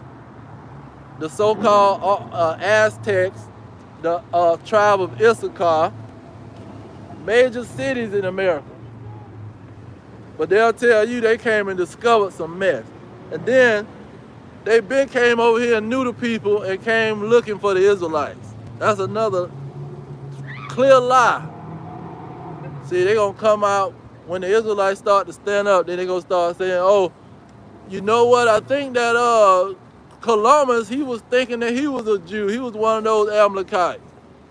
He was practicing Judaism. See, now you want to come out with the whole situation after the fact. Oh, he had books of prophecy with him.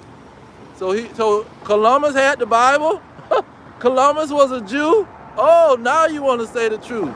But in high school and elementary, you were talking about, oh, he was just a Spaniard that went on a venture to try to find China. He was looking for China. He was looking for herbs and spices, and he was trying to go to China, and he went the wrong way. See, this is the lies that these people come with. Then you got the slave Bible. They come out with the slave Bible, and they took all the history out. They guaranteed took out the Apocrypha. It was against the law for them to even have the Apocrypha down there in the islands. You going to jail if we catch you with the Apocrypha. This is how important the history was. Because they know when they hide the history, now we can tell you all kind of lies, and we can be white man Jesus, see, Edomite Jesus, and you'll praise us like we God. When you see us, we can walk through your neighborhood and you'll see thinking we God. Be scared to touch us. You'll knock your brother upside the head, but you see one of us, you seeing God. See, we can walk anywhere and go anywhere. Because we done brainwashed them so bad, they're looking at us like we God. So this is why our people's gonna be destroyed, because they trust their enemy and they rejecting the truth. See, they rejecting the truth that's being told to them. Those people is preaching hate. Let me go into the enemy. Let's get into the enemy. Because Yahawashi had enemies, and he preached against the enemy. What is it? Luke chapter 19 and 27. This is Yahawashi. He says, red letter, Luke 19:27. But those my enemies, which would not that I should reign over them, bring them hither and slay them before me. See, he wasn't talking about love the other nation, because the other nation was his enemy. That's why he told Pontius Pilate, if I wanted to, I can call the angels and we would kick your behind. But my people ain't gonna fight. I'm not gonna tell my people to fight y'all, because this is not the time. But he would let them know that if I wanted to fight against my enemy, I could, and I could destroy my enemy real quick. See, I ain't gotta let y'all do nothing, but I'm choosing to do this thing. Now when you go into those enemies, let's get Ecclesiasticus, what is it? Ecclesiasticus 6 and 13, it says, separate yourself from your enemy and take heed of your friends. So the scriptures told the Israelites to separate yourself from your enemy. If you trust them and you listen to their false history, see, which they love to tell you, you listen to their history, you're going to be a blind man walking. See, because that's what they do. When you go into 2 Corinthians 4 and 4, it says, in who the God of this world have blinded the minds of them which believe not. See, if you don't want to believe your brothers, you're going to be blinded by the so-called white man who is your enemy. He giving you false history. This is what he do.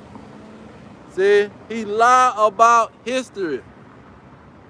You got major preachers that was so certified so-called black men living in Russia.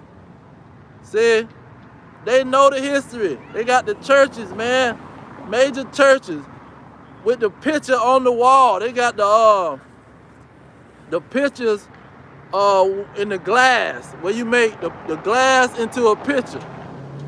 So in the glass, you got 4 people, 4 apostles, 4 Israelites, and they got dark skin. They're not no freaking Edomite. See, on a major church in Europe. But when you go on Google, guess what? It's gonna be an Edomite. You jump on YouTube and press it, who was ruling the Byzantine Empire. They gonna have some Edomite on there breaking down that it was an Edomite. See, you can't listen to them when it comes to history.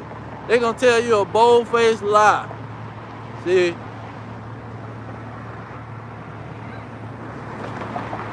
And it ain't just them, let's get all of them, but mainly them. I'm gonna get ready to close out. I'm gonna leave it here. It says, this is Psalms 83. Now, we went to that Christian church 1,000 years, man. 400 years we done been over here going to that Christian church. Because in 1492, they was pushing that Christianity crap on us. It says, this is Psalms 83. I'm going to start at 2. See, we've been going to that Christian church forever, man. And they never bring out this verse. It says, for lo, your enemies make a tumult. That means your enemies shall arise against you. And they that hate you have lifted up the head. See, what happens when you lift up the head? You rise up, see? It says, they have taken crafty counsel against your people and have consulted against your hidden ones. See, those 12 tribes are hidden. It says, they have said, come and let us cut them off from being a nation, that the name of Israel or any other tribes may be no more in remembrance. For they have consulted together with one consent. They are confederate against you. The tabernacles of Edom, the so-called white men, and the Ishmaelites, those Arabs over there, fighting with the Israelis. It says of Moab, the Chinese, and the Hagarenes, see those Hamites, Gebel, Ammon, the Japanese, and Amalek, see those small hatters that's over there controlling everything. See, they the ones conspired against the Israelites to hide their identity, to give a false history, to take the history out of the book. They took 14 books out of the canon. After the canon already was made with 80 books, they done took 14 out of them, see, and started making slave Bibles and hiding the history, saying you can't even read the Bible. We catch you reading and we're going to cut off a limb or we're going to hang you behind. This is what the so-called white man had a history of doing. This is his record. This is his profile, his MO, as they say. His MO is to hide the history. And King David, King David broke it down the best. King David in Psalms 52 talks about these Edomites telling major lies. This Psalms 52 verse 1, or the first verse. It says, a Psalm of David, when Doeg the Edomite came and told Saul a bold-faced lie.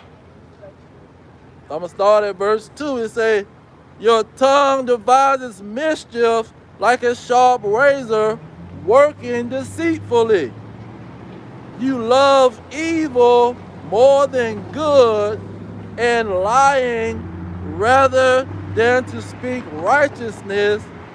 You love all devouring words. Oh, you deceitful tongue. So that's what he called them, a deceitful tongue. They're going to give you a false history. If you go into any history and the so-called white man is orchestrating this situation, you better understand that you out of there. You better get you an Israelite that's going to break down that history. That's going to get revealed the truth. See, because he going to get the revelation from the Most High. He going to get the truth. Because he going to have to search for that thing. He ain't just going to find it right on top of the ground.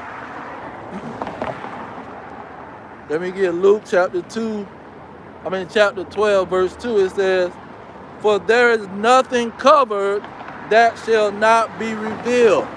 So anything the so-called white man is trying to cover up, it's going to be revealed by an Israelite.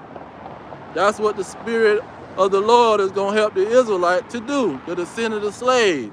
It's going to help him to uncover the lies that this man done covered up. Done pushed out there. It says, for there is nothing covered that shall not be revealed, neither hid that shall not be known. Now, who doing all the hiding? See, who is going to be the one hiding the history, telling a lie? See, in the history books. Obadiah, verse 6. It say, how are the things of Esau searched out? See, to find out the true history, you're going to have to search out the situation. You're not just going to know the history by looking at on the surface. You're going to have to search and dig deep to find the true history. It says, how are his hidden things sought up? See how I said dig deep, dig down deep? Because you want to bring up these true facts in history. You're going to have to dig deep and search. It says, let me get another one. That's talking about Esau now. Jeremiah 49 and 10. It says, but I have made Esau bare, I have uncovered his secret places, and he shall not be able to hide himself. See, he's going to try to hide the history and tell you he was King Solomon, he was King David, he was Yahawashi. See, he's going to try to say he was God, when God don't got no leprosy, and God don't got no doggy goat-like hair. God got woolly hair like the snow on the ground. This is how his hair looks. He got skin like bronze, like a dark-skinned Negro. But he gonna hide the history and tell you a lie. This is what Esau was gonna do, and who was doing that in the earth? The so-called white man. See, ain't no other nation is trying to put themselves out there like that. Because Esau was prophesied to do it. So we know who they are. And they trying to say, oh, they was mixed into the Israelites in 70 AD, and they don't exist no more. Yeah, you would say some mess like that. They don't exist no more. See, well, why is your rabbis saying they do exist? And America is the main Edomites. Their own people telling on them. Now, when you go into that 2 Thessalonians, he say that wicked shall be revealed. That's when the end was going to come, because guess what? It wasn't just going to be the Israelites becoming that great army. It was going to be that the Edomites was going to be revealed, the son of perdition, the one that made himself God. He was going to be revealed. See, and when he is revealed, that's how the terrible fear is going to come all together. See, you're going to see the Israelites, a great army, then they're going to expose you and reveal you, see, and not just reveal how you look, they're going to reveal everything you done did and hid. See, hide the history. When you go into Google and look up the atrocities of America, or atrocities of the United States, these atrocities it's going to take you all day to read the atrocities. It's going to take you a couple days, man, because their atrocities is to the roof. Now, when you go into, where is it?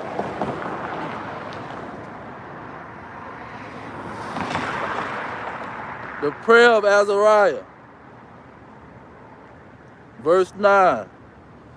This Azariah, an Israelite, talking about these Edomites. It says, and you did deliver us into the hands of lawless enemies, most hateful forsakers of God, and to an unjust king, and the most wicked in all the world. See, these are the most wickedest people in the whole world. This is the most wickedest nation. And see, this is the scriptures identifying these people. And people want to talk about somebody hating somebody when the scriptures tell you that it's a wicked nation on the earth. It's a wicked nation that's wickeder than everybody you can think of, man. They are the devil, they are Satan, they are the murderer, they are the father of the lie. This is where the lie is going to come into play. Because they the father of it. It's starting with them. And Apostle Paul in 2 Thessalonians, he said, that wicked shall be revealed. Who was that wicked? Who was the wicked nation on the earth? Malachi chapter 1 verse 4. It says, whereas Edom says, talking about the Edomites, we are impoverished, but we will return and build the desolate places. Thus says the Lord of hosts, they shall build, but I will throw down. And they shall call them, the whole nation of Edom, the border of wickedness. See, the father of the lie. Because the border is the beginning and the end. And mainly the beginning. See, the father of the lie is the beginning of the lie. The beginning of wickedness. This is what the scriptures is talking about. Not no fallen angel, man. The angels is doing what God told them to do. They are obedient. All angels are obedient. See, they don't lie and do something that God ain't told them to do. Psalms 103,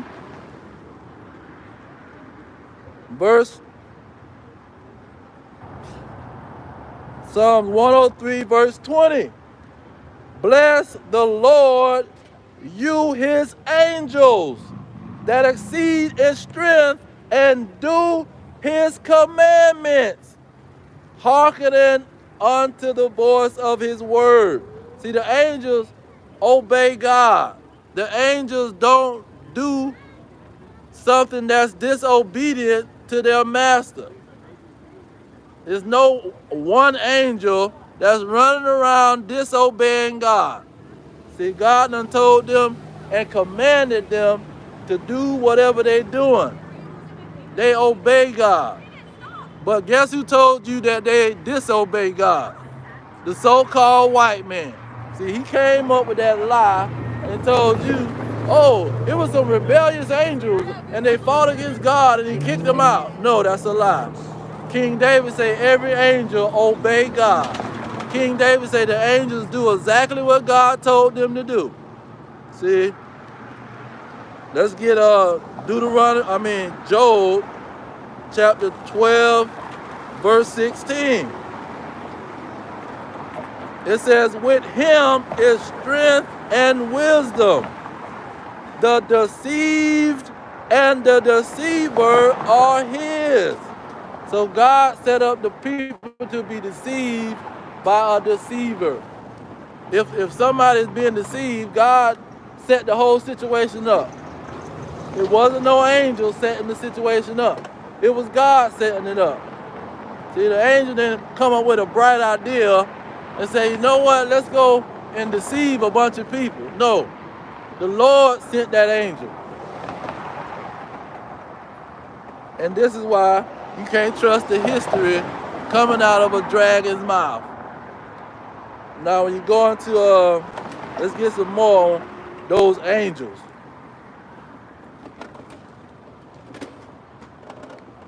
Ecclesiasticus 39 and 28. Get right to the point. It said, there be spirits that are created for vengeance. Okay, so God done created these spirits to bring vengeance on somebody, which in their fury lay on sore strokes. In the time of destruction, they pour out their force and appease the wrath of him that made them. So these spirits is appeasing the wrath of God. They doing his work. It ain't no angel running around doing something that God ain't told them to do. Revelation. Let's get it right out of his mouth now.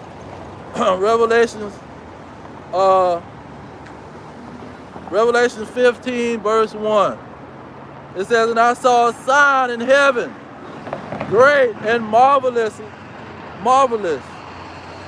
7 angels having the 7 last plagues. For in them is filled up the wrath of God. So these 7 angels, they obeying God and they bringing wrath. It ain't the devil that's bringing wrath. It's the angels that's bringing wrath. And God sent them because it's the wrath of God. So he's sending these 7 angels to bring wrath. It wasn't no fallen angels doing nothing, man.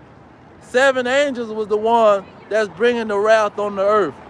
That's bringing destruction. That's bringing the plagues. That's bringing disease, war, famine. See? That's bringing deceivers and false prophets. It's the angels doing this. Let's get Revelations 16 and 14. Should I get? Yeah, let me get 13. It says, and I saw these unclean spirits like frogs come out of the mouth of the dragon, and out of the mouth of the beast, and out of the mouth of the false prophet. See what he say? He created spirits for vengeance. See, these unclean spirits is given by the 7 angels. Let me jump up to verse 16, verse 1. It says, and I heard a great voice out of the temple saying to the 7 angels, go your ways and pour out the vials of the wrath of God upon the earth. Okay, that's 16:1. And so these unclean spirits is coming from the 7 angels. See, the unclean spirit out of the dragon, out of the mouth of the Edomites, is coming from these 7 spirits, these 7 angels that God sent. See, it's not coming from a fallen angel that's rebelling against God and God didn't send them. It says, and I saw 3 unclean spirits like frogs come out of the mouth of the dragon and out of the mouth of the beast. All of these is talking about the same people, these Edomites. And coming out of the mouth of the false prophet. So the 7 angels is bringing these spirits created for vengeance upon the Israelites and upon all the nations. It says, verse 14, to bring it home. For they are the spirits of devils, meaning they deceiving spirits, working miracles which go forth unto the kings of the earth and of the whole world to gather them to the battle of the great day of God Almighty. So this is what it's talking about. It's not no fallen angels, Lucifer. They're gonna talk about Lucifer and all this crap on TikTok when they don't know what they're talking about. It's a lock. See, they'll get on TikTok and go to running their mouth about some Lucifer fallen angel, which is a lie. The 7 angels was sent by God. They the one put the deception in their mouth. See? So how is this a fallen angel when God sent 7 angels to do the dirt, to do the wrath of God, to bring destruction? See, and what they're doing, those 7 angels is gathering all of the nations up for World War III. Those 7 angels is gathering all these nations to the great battle of the great God Almighty. That's what those 7 angels is doing. But they using Esau, who is the dragon. See, the nation of Edom, the so-called white man, they using him to push out these lies that's going to all come down to one thing. See, he just playing his role in the operation. The dragon, the beast, the false prophet, all they just playing their role, and the seven angels is the one setting them up. See, the seven angels is controlling them. So ain't no fallen angel called Satan. See, what the heck? Where do they get this stuff from, man? The scriptures is not talking about no fallen angel controlling everything, man. The seven angels that was sent by God, they are controlling everything. And God is telling them and commanding them what to do to bring his wrath. And let me go back to Ecclesiastes and show you what these seven angels is doing. Because the lies got to stop. Ecclesiastes 39 and 28. This is what these seven angels or these seven spirits was created to do. To bring vengeance. It says there'll be spirits that are created for vengeance. I'm going to jump down to 29. Because it says they will bring fire and hell and famine and death. All these were created for vengeance. Teeth of wild beasts. See, these seven spirits will get the wild beasts to eat your behind up. See, these seven spirits or these seven angels will get scorpions to bite you. These seven angels will get serpents to bite you. It says, and the sword punishing the wicked to destruction. This is what the seven angels is going to do. Bring the wrath of God. Because see, that's what it said in Salakia. That's what it said in verse 28. It says, and appease the wrath of him that made them. You see, God got wrath. So to appease the wrath of him that made those spirits, those seven angels, they're appeasing the wrath of God. There's not no fallen angel that's appeasing themselves, that's pleasing themselves. No, they doing the pleasure of God. This is what the seven angels doing, and the seven angels are bringing fire. When you see a Christmas tree burn up a house, that was the Lord sent an angel to do it. Now, what is it? Ecclesiastes 40. What is it? Verse 10. Yeah, Ecclesiastes 40, verse 9. It says, death and bloodshed, strife and sword, calamities, famine, tribulation, and the scourge, these are created for the wicked, and for their sakes came the flood. So the Lord got these seven angels, and they bringing the destruction, they bringing the punishments of the Lord. It's not no fallen angels, see, who gonna scapegoat the so-called white man, where it ain't about the so-called white man who is the wicked and the beginning of the wickedness, who the father of the lie. It ain't him being Lucifer. It's a fallen angel. That's Lucifer. No, it ain't the white man that's gonna fall. No, it's God blessing America and propping the white man up forever. See, that's what they want you to think. It ain't about us. It's about those angels. He ain't coming to fight us. He coming to fight those wicked angels that's rebelling against him. That's who he coming to fight. And that's what they want you to believe. And most of the wicked Negroes, they gonna reject the knowledge, just like Hosea say, and be destroyed by their slave master. That's why he say he let the wicked be. Let me get that. What is it? 21. It's Proverbs 12. They say the righteous man. Proverbs 21 and 12. The righteous man wisely considereth the house of the wicked, but God overthrow the wicked for their wickedness. See, they want to trust these wicked Edomites, and they gonna have to be destroyed for that wickedness that they're doing. Because he got the whole law telling them to reject their enemies. See, don't trust their enemies, separate from their enemy. You got it in even in the Apostle Paul was quoting that in what was it, 2 Corinthians 6. Apostle Paul was quoting that in 2 Corinthians, I think, what, 6.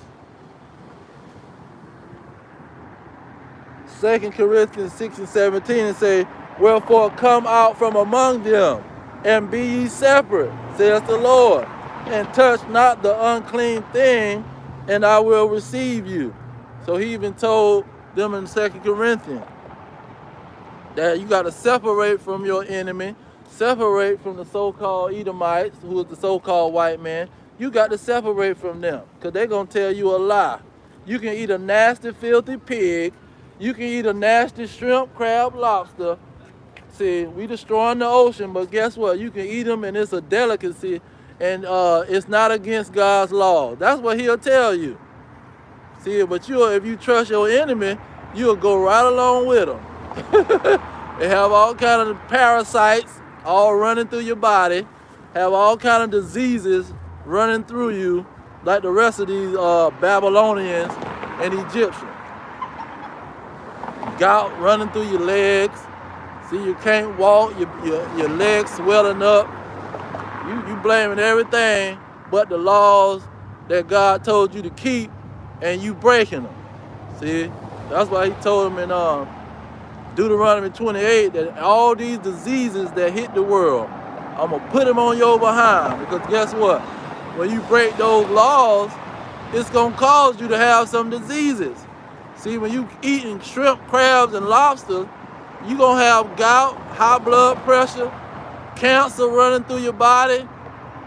Your feet going to be swelling up. You're going to have all kinds of sicknesses going to be hitting your behind from left to right.